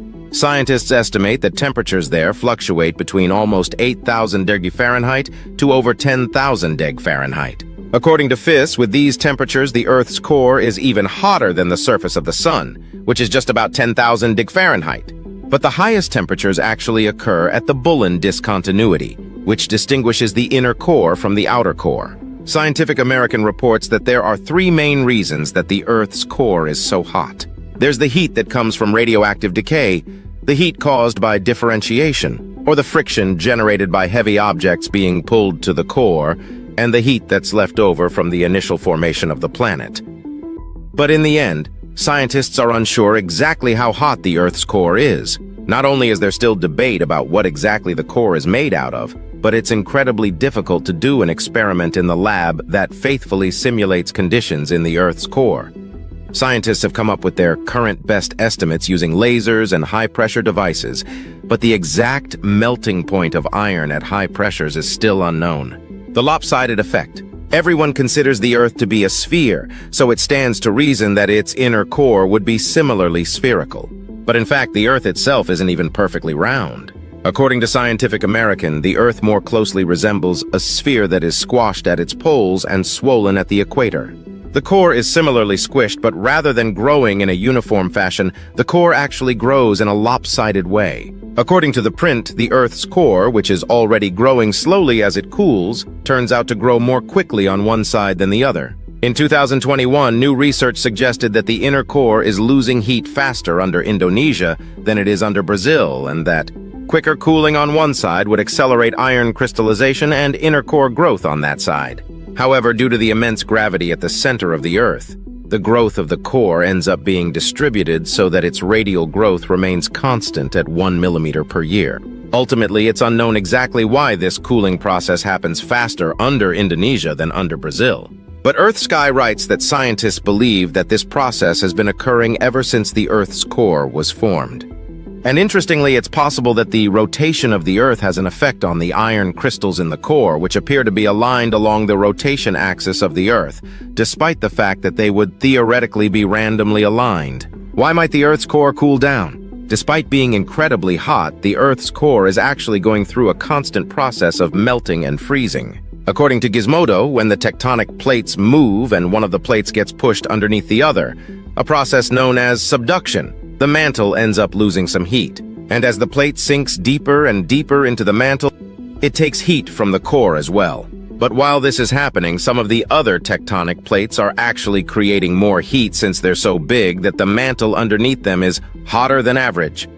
This heat also travels down to the core, but instead of cooling it down, it heats it up and reactivates the melting process. However, according to the conversation, despite this continuous process, the Earth's core is ultimately cooling down, albeit incredibly slowly as it's been doing ever since it formed. And as the core cools down, the inner core actually ends up growing since solid iron has more volume than liquid iron. This means that every year the inner core grows by about 1 millimeter. But even this cooling process gives off heat that travels all the way to the Earth's crust through the process of convection.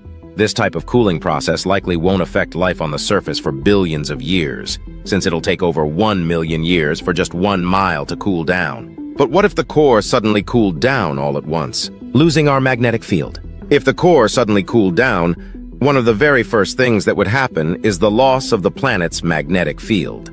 According to Cosmos magazine, the magnetic field around the Earth is created by the outer core, which in addition to being liquid is constantly rotating through heat-driven circulation. Known as the dynamo effect, this theory suggests the constant flow of metal in the outer core creates electric currents. And as the Earth rotates, these electric currents create a magnetic field that extends around the entire planet.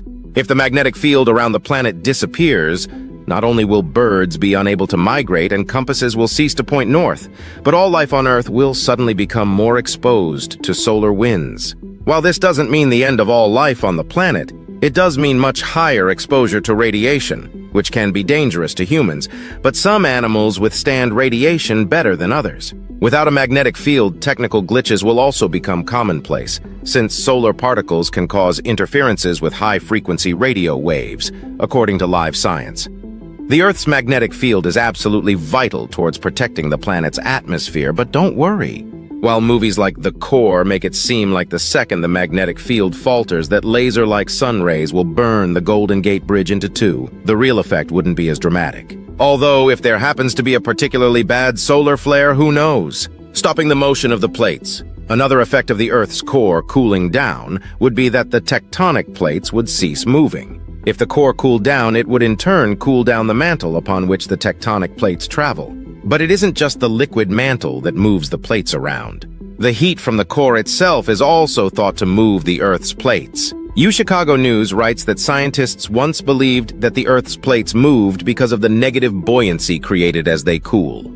However, it's now believed that the plates move due to the heat that they draw from the Earth's core. According to Science Advances, scientists estimate that as much as 50% of the movement of the tectonic plates is driven by heat from the core. Without this heat, it's possible that Earth will become a completed jigsaw of titanic slabs that will no longer drift or sink, writes National Geographic. Without moving plates, subduction will also cease to occur, and although there may be occasional earthquakes due to the crust melting off into the mantle, as the inside of the Earth cools, the outside would come to a virtual standstill. And one important implication of this finding is the idea that if the heat coming from the core has an effect on the surface, then it's possible that there's even more heat stored in the core than previously believed. Starting to look like Mars. If the Earth's core cooled, after some time our planet would begin to resemble some of the other planets in our solar system. As the crust melts into the mantle slowly, the minor earthquakes and additional pockets of volcanism would start to make Earth's surface resemble that of Venus, according to National Geographic.